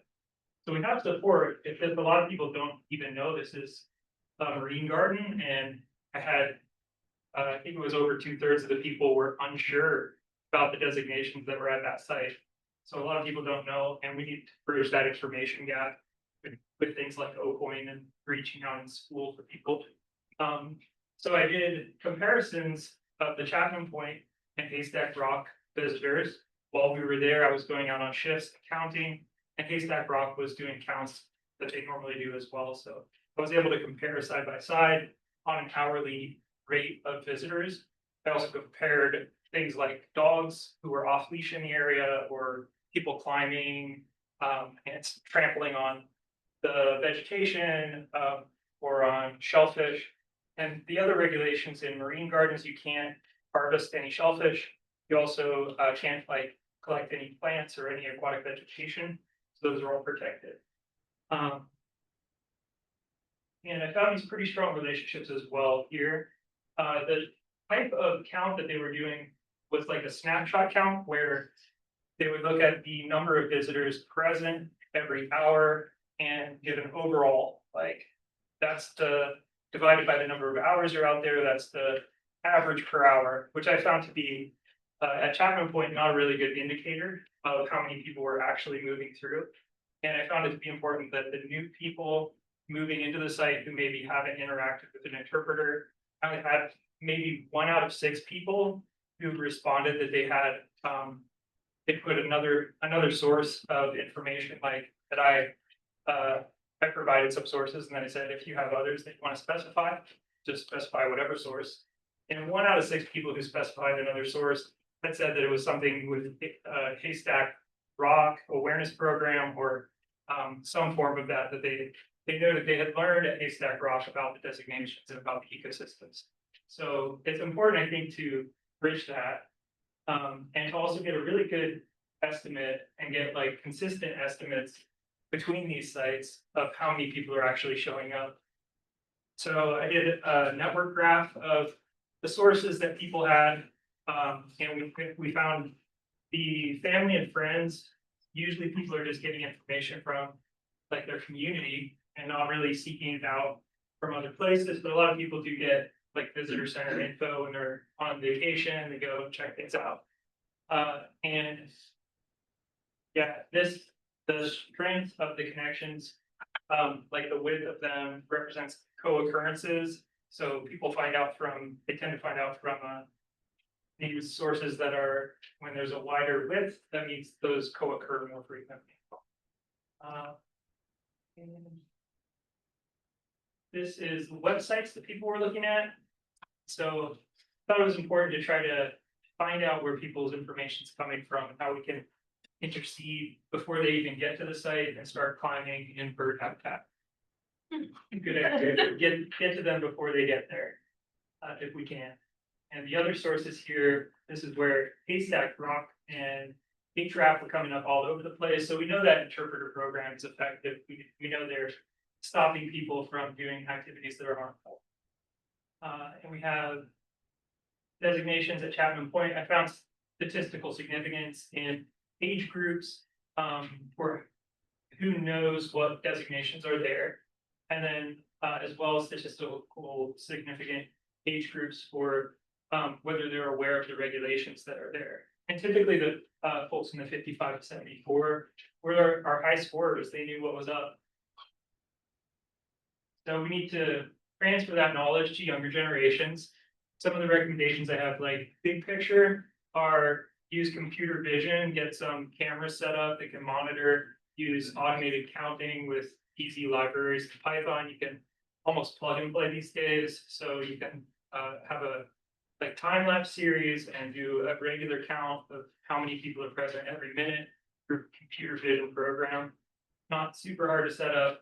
And then plan the interpreters like when it's really essential. Don't like squander resources putting somebody out there if you can't even access the site. And of course, like put signage out that's going to be effective at reaching people. When people said they were unsure about the designations, at the very top of my survey, I put, this is a marine garden. You're at Chapman Point Marine Garden, and most people, like 60-some% of people, were not sure what designations were there. They did not know that it was a marine garden. So it's really important to reach people with like really clear messaging. That's one of my major findings. And yeah, I feel like my SMART goals, I didn't really emphasize in this as much, but I do feel like I set out to learn how to design surveys effectively. And I learned a ton about how people will respond, and if you give them open-ended questions, they will like go way outfield. You know, they're like not really, especially on the beach. They're vacationing. Last thing they want to do is like think a lot. They're just relax. So yeah, a lot of information I got there. We want to try to keep the information flowing with like QR codes and surveys that are automated. And as much as possible, just create report automation systems so that this stuff can be a feed of information to the policymakers and to the local people who are managing these programs. And I think that's about it. I have some general suggestions on here, like using mechanisms that fund on-site interpreters. If you're gonna like keep people from doing activities that are harmful, you have to like really find ways that that's going to be sustainable. So they have a new tax on tourism that's maybe going to fund some of the HRAP projects as well. Any questions or comments?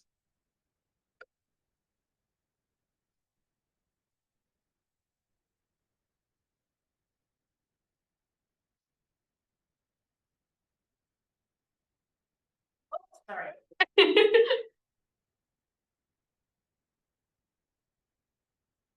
Hi, great presentation. I'm wow, so amazed. I was wondering what the sample size for the different surveys were like, or if you knew at the top of your head, like what was the base sample size? So total, I discarded like 3 that were less than 50% completed, and total I had 430 responses.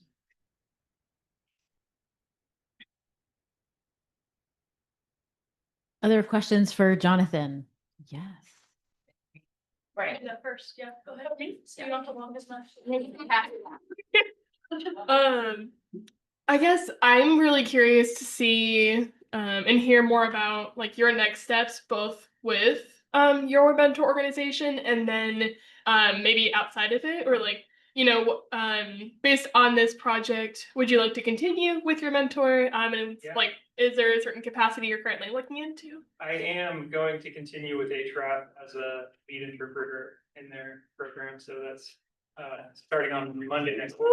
Congratulations.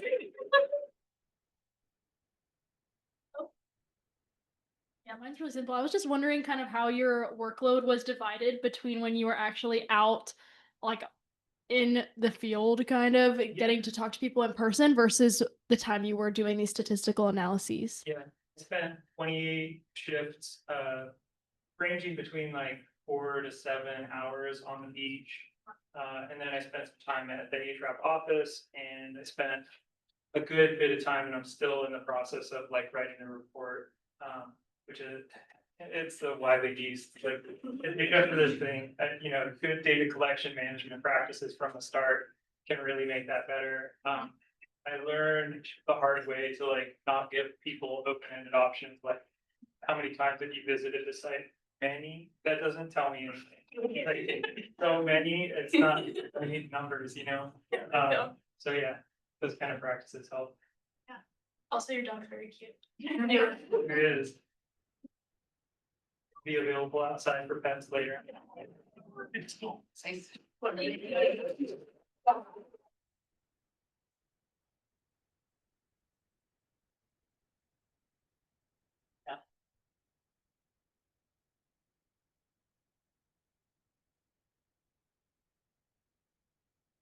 Right, next up, we have Katie Shaw.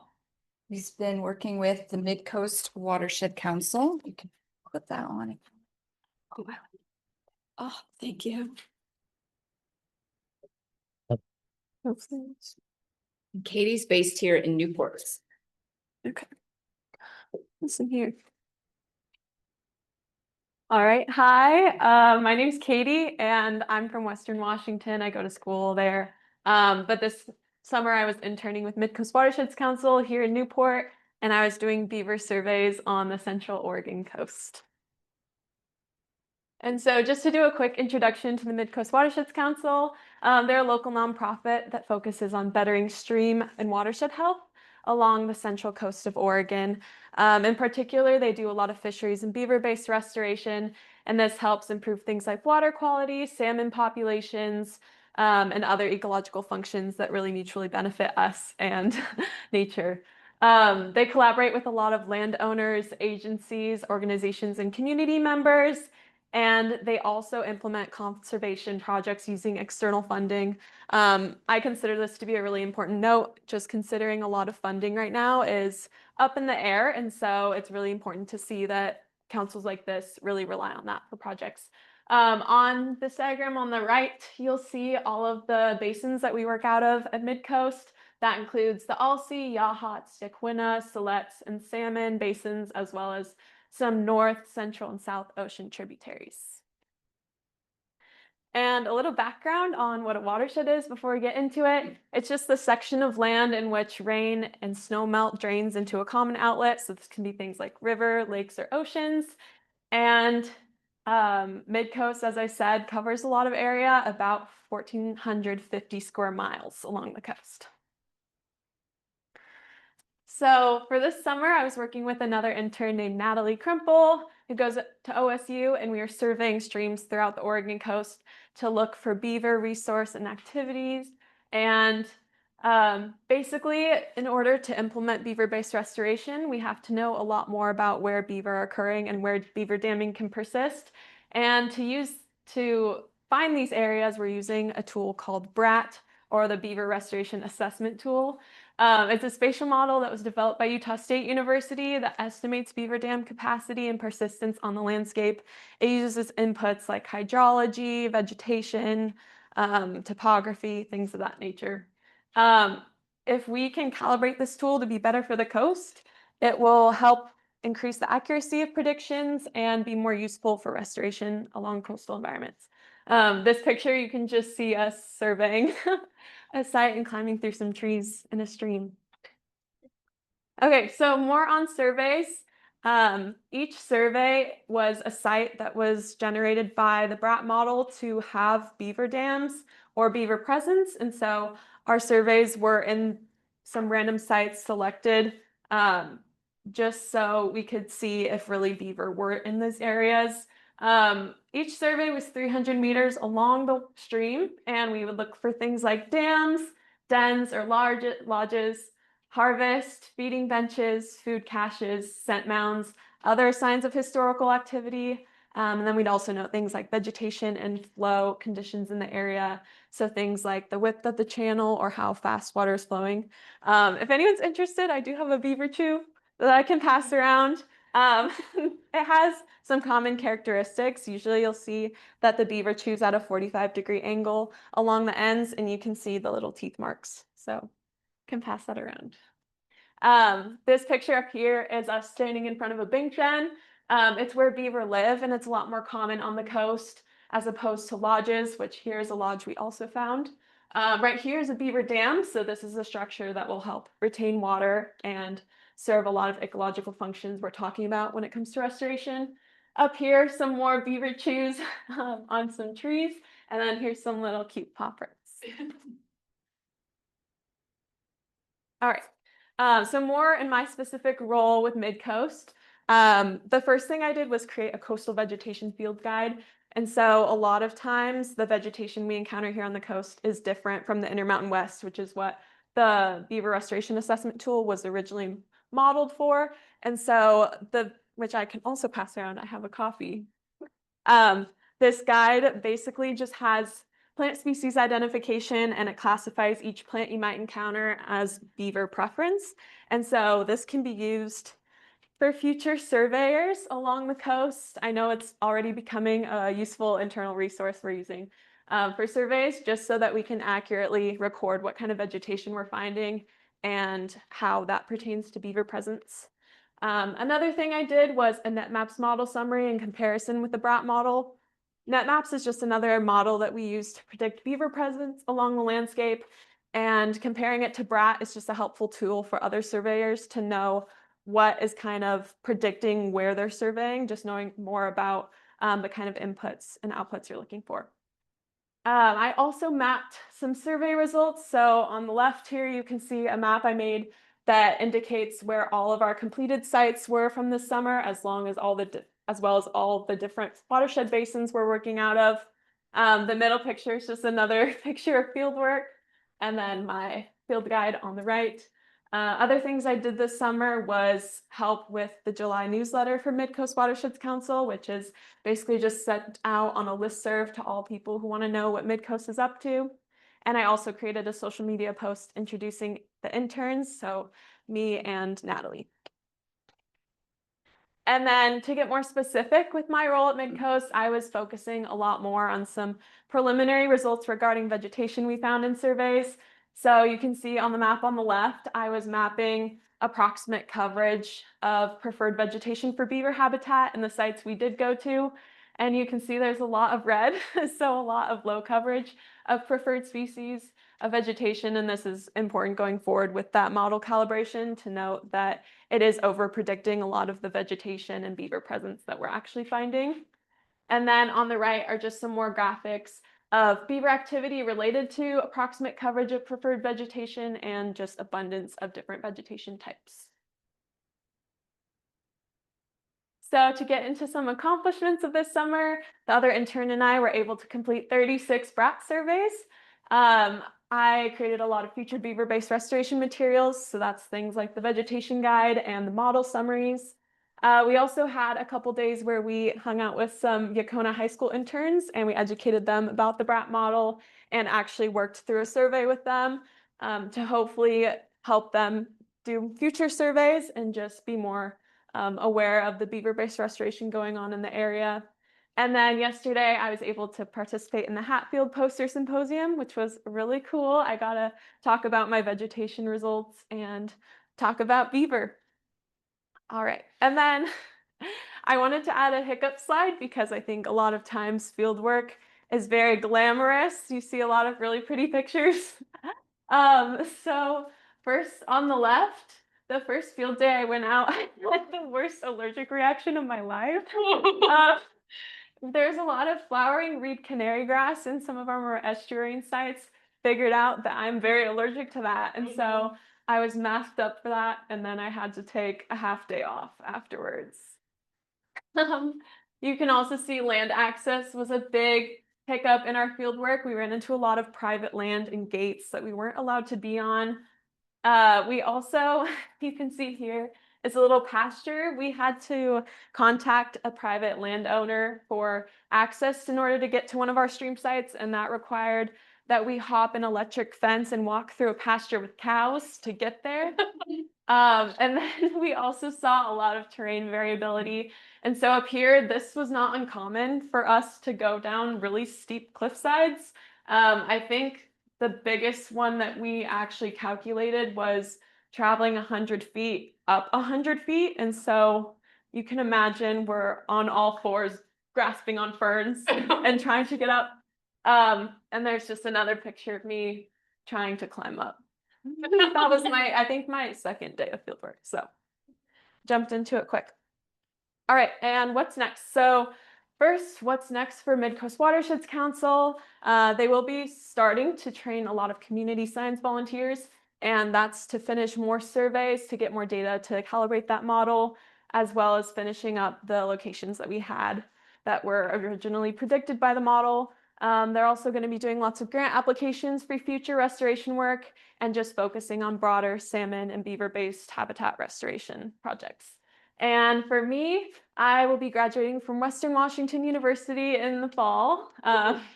And I'm thinking from now, I'm just going to start looking for work exchanges. So maybe going to Scandinavia or Spain and places like that to do some farm work with worldwide organic farming opportunities. And then I will be job searching and looking for grad school opportunities as well. All right. And if anyone has questions, I'd be happy to answer them. I put up some contact information if anyone wants to reach out. And I also just want to acknowledge funding that came from Sea Grant, Mid-Coast Watersheds Council, Bonneville Environmental Foundation, and the Wetlands Conservancy. I also want to say thank you to my mentors, Carrie and Cheryl. Carrie's back there. Hi, Carrie. And my intern partner, Natalie, for helping me throughout this summer. Yeah.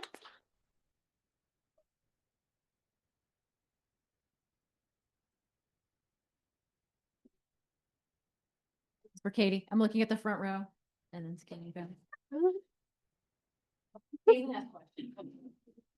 Good. So you just said your future goals were to go do some organic farming work. And I guess it's quite a bit different from beaver surveys. So I was just wondering if there was any kind of transferable skills that you learned in this internship that would help you in that next step that you're searching for. Yeah, I think there's a lot of transferable skills that take a little bit of deeper digging to find. From the work I've done this summer, I'd probably just say the aspect of getting your hands dirty and actually getting out in these environments. There was a lot of skills I picked up this summer along like planning logistics for field work and just hiking and a lot of backcountry and bushwhacking type stuff that I don't think I'll probably use in farming, but I think the type of physical adaptation and resilience that came with this work is going to be helpful going forward in anything that I encounter. Yep. Your vegetation guide is so comprehensive. Is that some like, did you already know all of this knowledge beforehand, or did you learn it on the job? Going into this internship, I was already a little versed in plant identification. I really love wetland plants, and so a lot of what we encountered was what I was already familiar with. But I just really had a lot of fun working with that. I also photographed all the pictures that were in that guide. And so I just had a lot of fun actually finding them in the field and doing more research on the specifics of them and how they pertain to beaver habitat. Yeah. Anything else? Actually, I have a follow-up. Who's going to use your vegetation guide? You already said people are using it. So who are some of the folks who are using it? Yes, so the field crew with Midcoast is going to start using it. And then we've also had a Beaver Hub meeting last week in which we're kind of exchanging it across different states as well to kind of compare whether they have similar vegetation and can use it or if they want to kind of follow the layout of it and create their own for their area. Yeah. Yeah. Any last questions for Katie? It was so clear.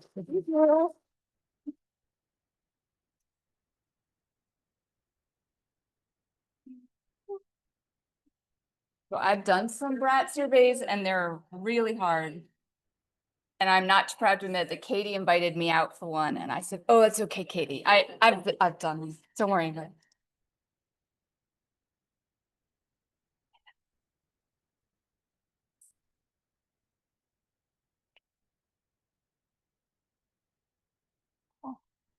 Okay, next up we have Maddie Young, who is with USDA Pacific Shellfish Research Unit here in Newport.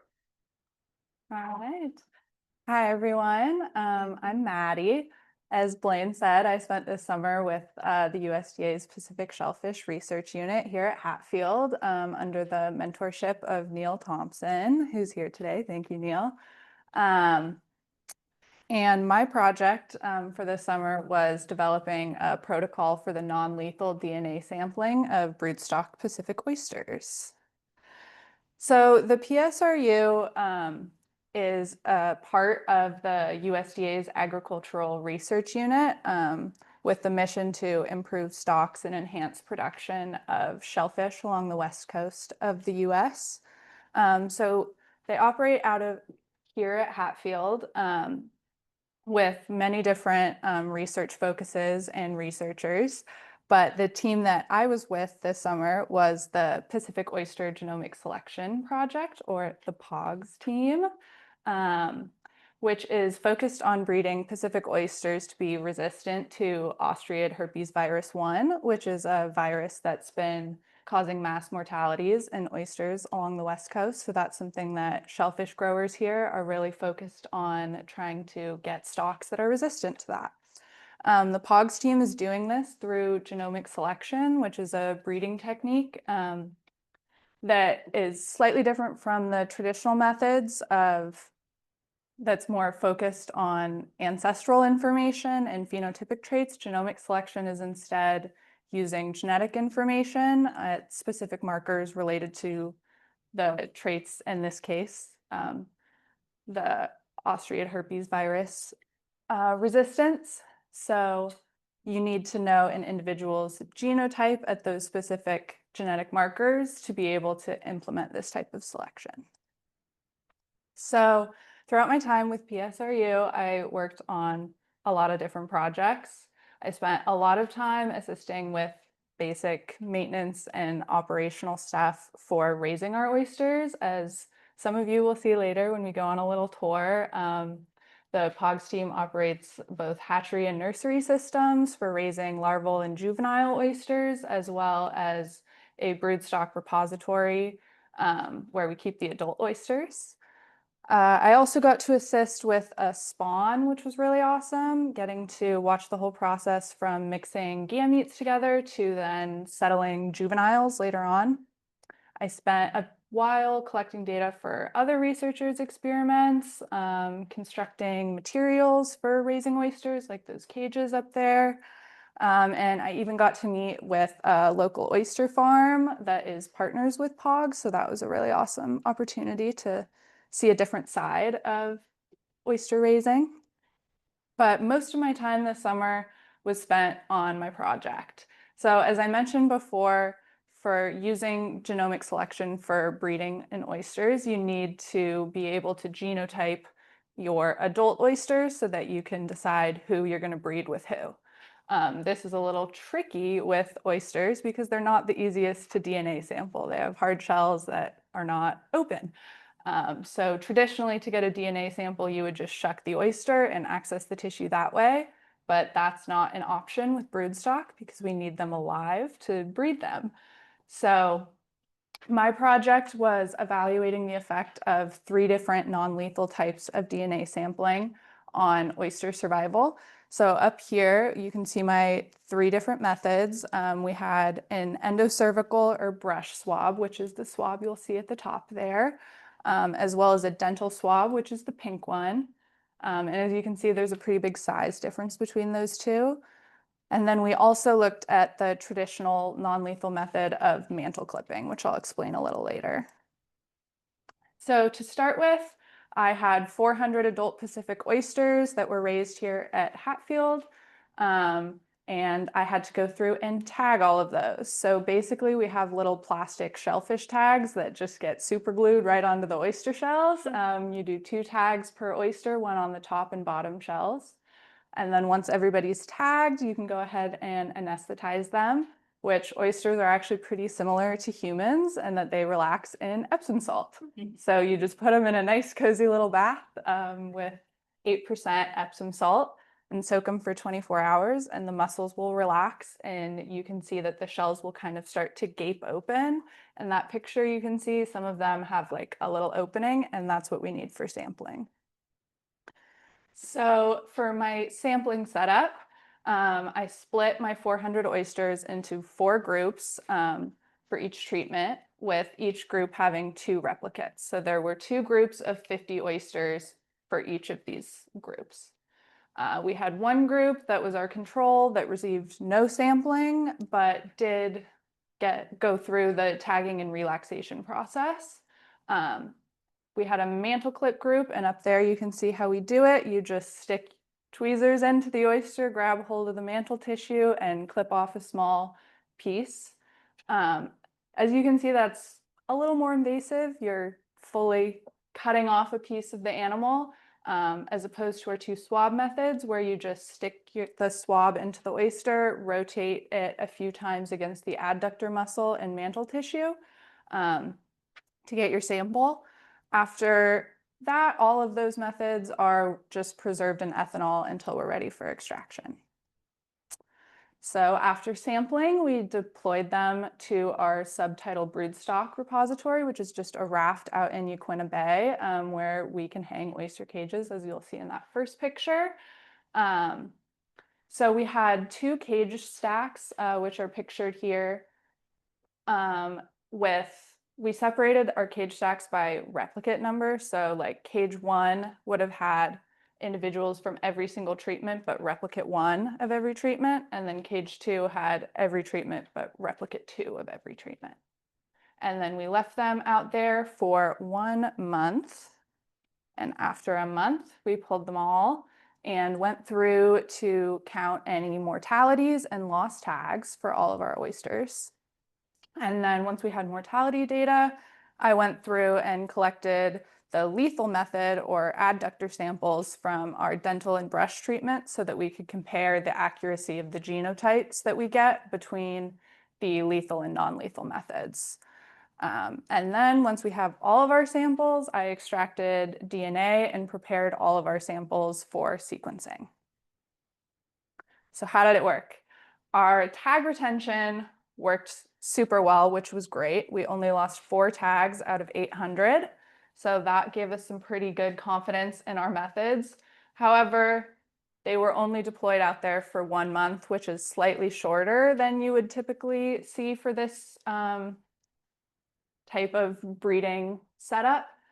You would typically have them out there for potentially up to like 4 months. So you might see slightly more tag losses, but we are still pretty happy with those results for our methods there. Our sampling results on survival were not quite as clear. We were expecting that the 2 different swabs would show better survival as opposed to the mantle treatment where you're like physically taking a chunk of the oyster. We did not see that. We had pretty randomized looking data on survival.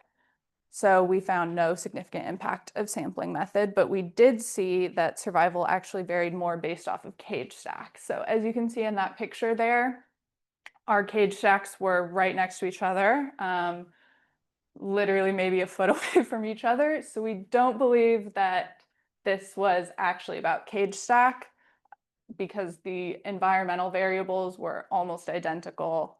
The treatments were pretty similar. So we've actually identified that we think this is due to the timing of our experiment. The summer is when oysters are getting ready to spawn. So a lot of energy is going into accumulating gametes, which makes them more vulnerable to other disturbances, such as potentially our sampling methods. I also did comparisons of DNA yield from our extracted DNA for our brush and dental swabs. As you can see here, our brush swabs generally had higher DNA yields, but slightly more variable than what we got from the dental swabs. However, for our purposes at POGS, that red line is representing the amount of DNA we need to perform our sequencing methods. So as you can see, both the dental swabs and the brush swabs produce plenty of DNA for what we need. So what does this mean for future sampling? Once again, we did not see the effect of sampling method on survival that we were expecting, but we did see that both of our swab methods should work for our purposes, for our sequencing needs. And some other considerations about sampling methods, especially if you're doing high volumes of oysters like we do on the POGS teams, potentially in the orders of hundreds to thousands of oysters during a breeding session. The swab methods were significantly faster to perform. The mantle clipping takes a bit more time. And our dental swabs, because they were smaller, allowed for sampling of oysters that were only partially open. So we were able to get data from more individuals than we could with any other method. Also, the dental swab is cheaper than the endocervical swab by 53 cents, which seems not important, but if you're needing potentially 1,000 swabs, that adds up pretty quick. So what's next for this project? We don't have our sequencing results back yet. We weren't able to get that this summer, but once we do, we'll be able to compare the genotypes that we got from the adductor and swab samples to determine for sure which of the swabs is the best for POGS purposes. That's our main interest. Because of our experiment not seeing the survival data, we're pretty confident that the sampling method doesn't seem to have a pretty big effect on survival. So whatever swab works the best for sequencing would be what we could use moving forward. On a more personal note, I will be presenting this research again in September at the Pacific Coast Shellfish Growers Association conference. So that's exciting. And then this data set is also going to be contributing to an upcoming paper by another researcher at the PSRU. So thank you all for your time. Thank you to Sea Grant for funding, as well as Oregon State University and the USDA for other support. And thank you to Neil, my mentor, and all the other POGS people that are here. You're all great. Yeah, and my contacts up there if you ever need. Any questions?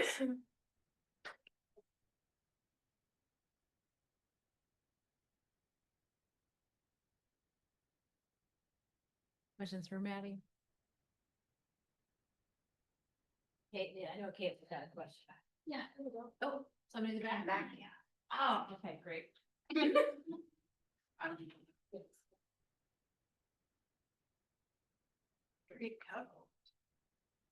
You think if you had higher sample groups for each of the oysters, you would have seen maybe a better picture of mortality rates for each sampling method?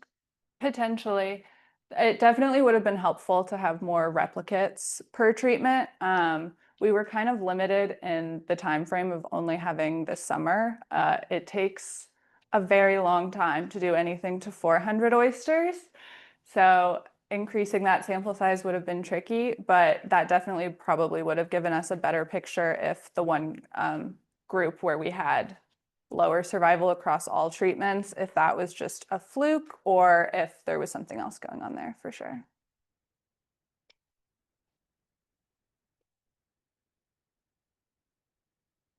Other questions, Caitlin? Oh, well, somebody else in the back while I'm back here. Here you go. Thanks. Is this on? Yeah. Okay. One question I had was, is there a large difference between the mantle clipping and then the swabs in material gathered? Like you showed the difference between the two swabs, but I was just wondering if you also saw a large difference between those two together. Yeah, so we didn't include the mantle tissue for our purposes, but based on data from another study, they found that the mantle clippings produced a DNA yield that was slightly lower than those brush swab that was very similar to the endocervical swabs. So that's kind of what we would anticipate, but we chose not to test the mantle tissue as well, just because we already had that data.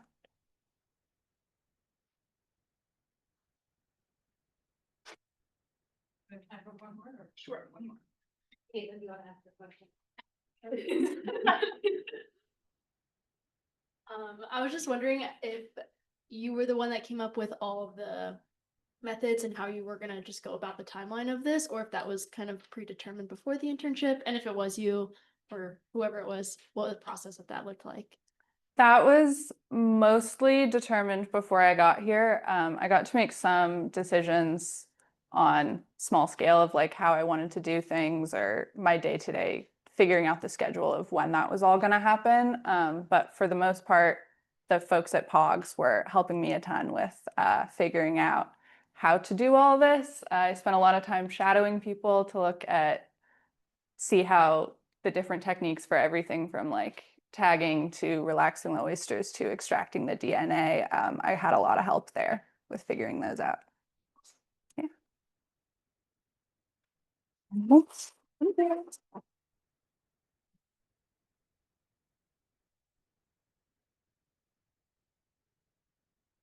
Thanks, Maddie. All right. And next we have Elijah Felby, who's with ODFW here in Newport.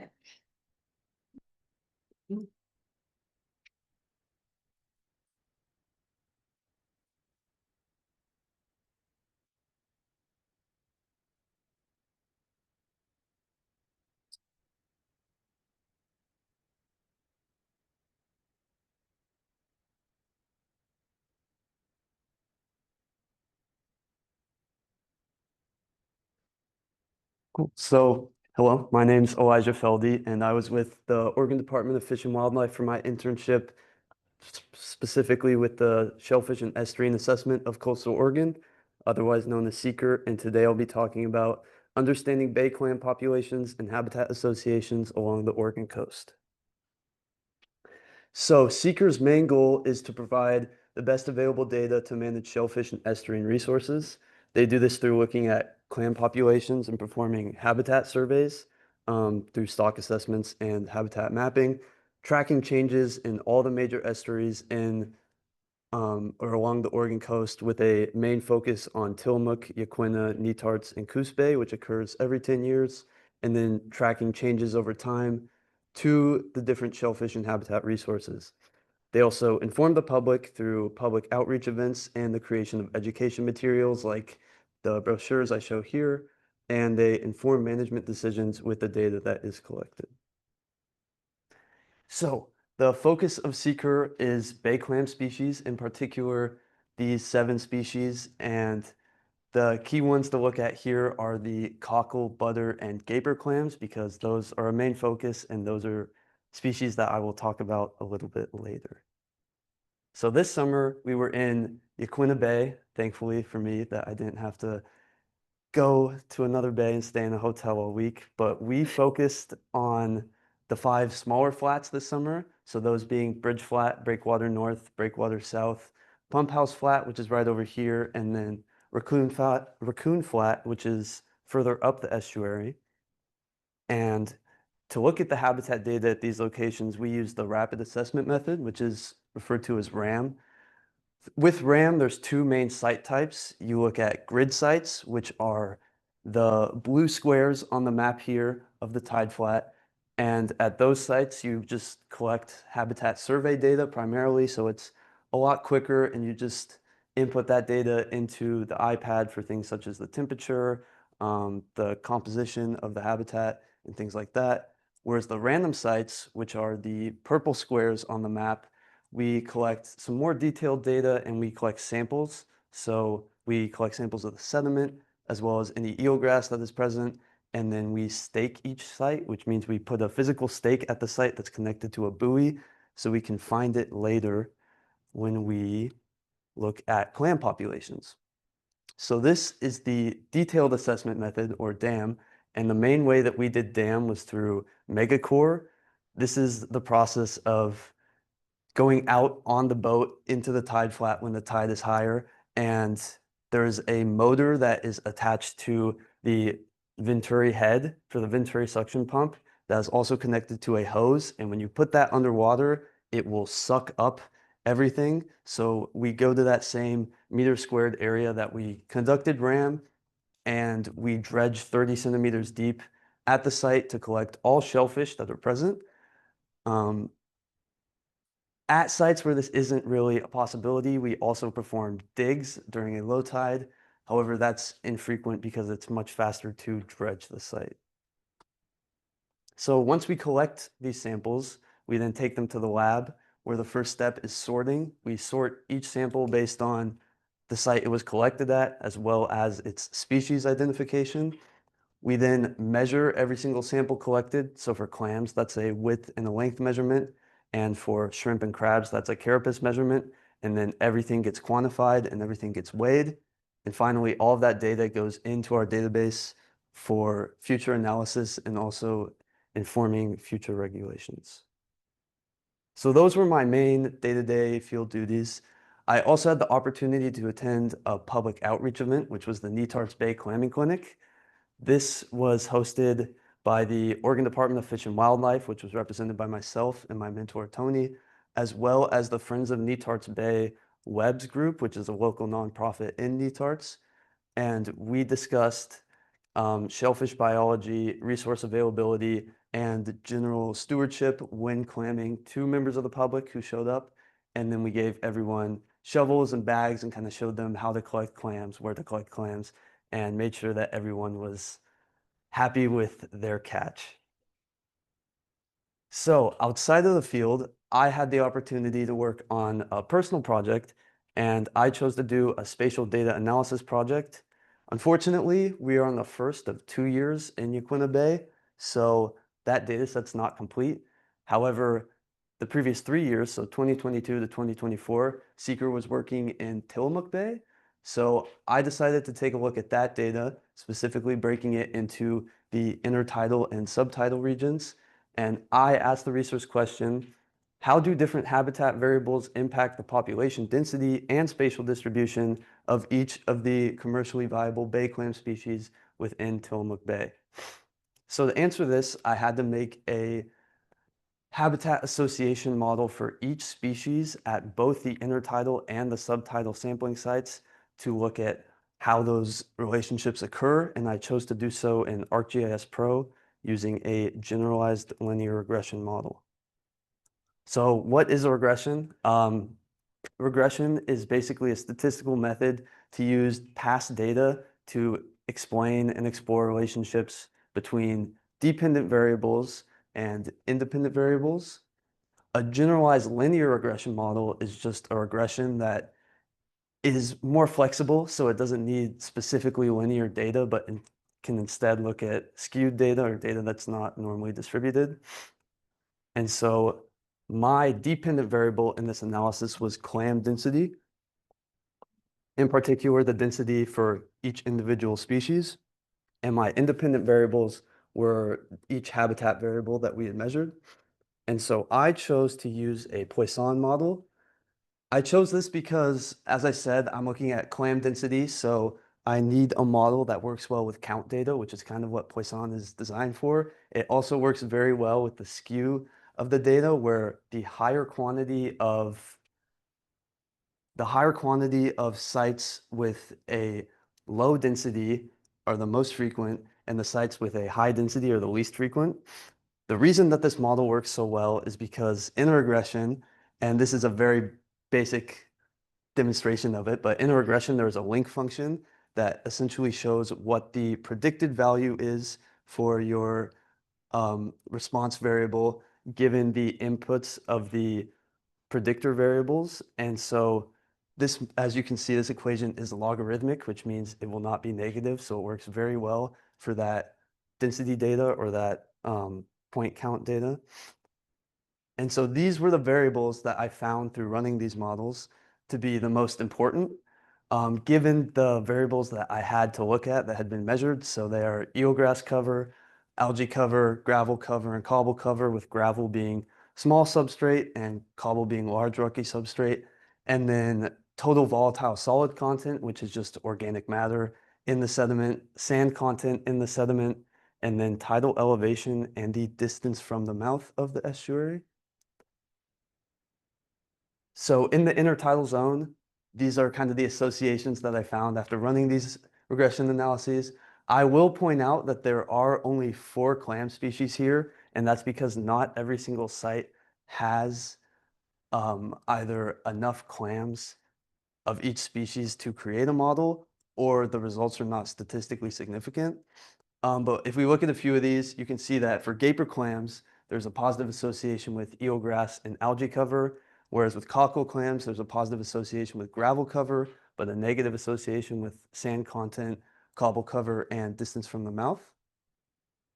And if we want to get a better understanding of these, we can go ahead and look at some maps. So here I kind of show how gaper clam density looks relative to eelgrass shoot density. And you can see that not only do gapers kind of primarily occur where eelgrass is, but they also occur in higher densities where the eelgrass is more dense. Another association we can look at is butter clam density against tidal elevation, where you can see where those butter clams seem to occur, especially in the highest densities compared to the different tidal elevation levels. And again, we can look at these results in the subtitle. I'm not going to go through each one, but I think something that's really important to take away here is that those relationships are different. So for example, the gaper clams had a positive association with eelgrass and algae cover, but no negative associations, whereas here they have a positive association with tidal elevation and sand content and a negative association with the distance from the mouth. So it really shows how those different zones, the intertidal versus the subtidal, have different habitat relationships regardless of what those habitat variables are. So moving forward, or next steps, in terms of Seeker's future, they will continue sampling here in Yaquina Bay through the end of 2026. And then once they're done with those samples, they have the potential to revisit the habitat association models that I discussed here to kind of see not only how the intertidal and subtidal zones differ, but also how the habitat relationships differ across different estuaries in Oregon. As for my personal next steps, I'm in the process with Tony to join the Seeker team as an actual Department of Fish and Wildlife employee through the rest of the field season, which is really exciting. And then, thank you. And then I'm also bigger picture looking for graduate programs, well, starting to look for graduate programs. I'm interested in spatial ecology and also fish or wildlife biology, so that's something I'd like to look into. And then here's how you can stay in touch with me. I'll come right back to that. But first, a quick acknowledgement. Thank you to my mentor, Tony DeAndrea, for being so supportive through this whole internship, and the rest of the Seeker team. I see Jesse's here and the other ones couldn't make it, but thank you guys. And then, of course, to you two and the entirety of Oregon Sea Grant for setting up these internships for us and really making this happen. It's been super beneficial, so thank you. And yeah, any questions?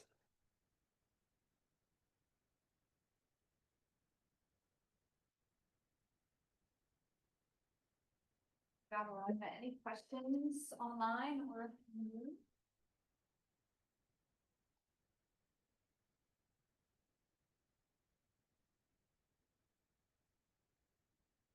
So from your statistical analysis results, were you surprised by the fact that species had different relationships to your different predictor variables? Do you mean between subtile and intertidal or just in general? Well, across those species, right? So you said that yeah. so the gaper clams were associated positively with some predictor variables, but for other species, they had a negative association with that. So is that kind of what you were expecting going in, or? For a lot of them, like example with gapers, because I spent a lot of time in the field. So especially over here at Breakwater North, we saw a lot of gaper clams. And in my anecdotal experience, they were mostly around the eelgrass or the algae, like the more densely vegetated areas. Um, I guess there were probably a few relationships that I hadn't fully expected, but for the most part, I think it sort of tracked with the prior knowledge and the research that I had looked into as well. Thank you. Yeah.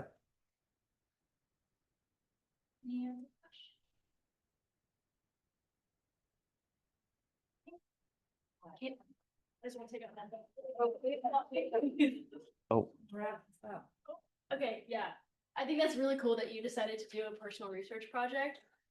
And I was just wondering, first of all, like how you decided on your research question, like if you had prior knowledge about shellfish in general before coming into this internship, or if you kind of had to do a little bit of your internship in the field to preface that knowledge in order to create a research question, and just kind of how you came about the creation of it. I definitely had to do a little bit of time in the field first because I had no real shellfish experience, but Tony gave me a variety of different potential options, and I have a bit of a GIS background. So my major project in school, right before I graduated, was with a regression model. So I kind of saw an opportunity to apply that knowledge to a different field and one where I was actually conducting the research. So yeah, that's why I chose that.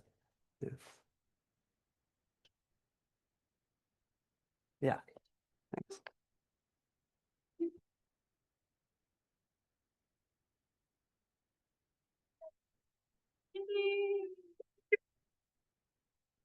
Job, everyone. So this concludes our 2025 Summer Scholars Final Symposium. Amazing job. I know Taylor and I have loved working with you all this summer. It's super inspiring to see all of these projects come together and hear more about them and all the new jobs that have come out of that. Congrats. We also really appreciate all of the mentorship that we get from around the state. So thank you to everyone's mentors and colleagues for all the guidance you've provided. If anyone wants to follow up with the scholars, you can do that directly through them. We can also connect you with them. So feel free, if you're on Zoom, to reach out and we can connect you with scholars. Please keep in touch, scholars, with us. Let us know what you're doing next. We're also happy to write letters of recommendation or anything you might need.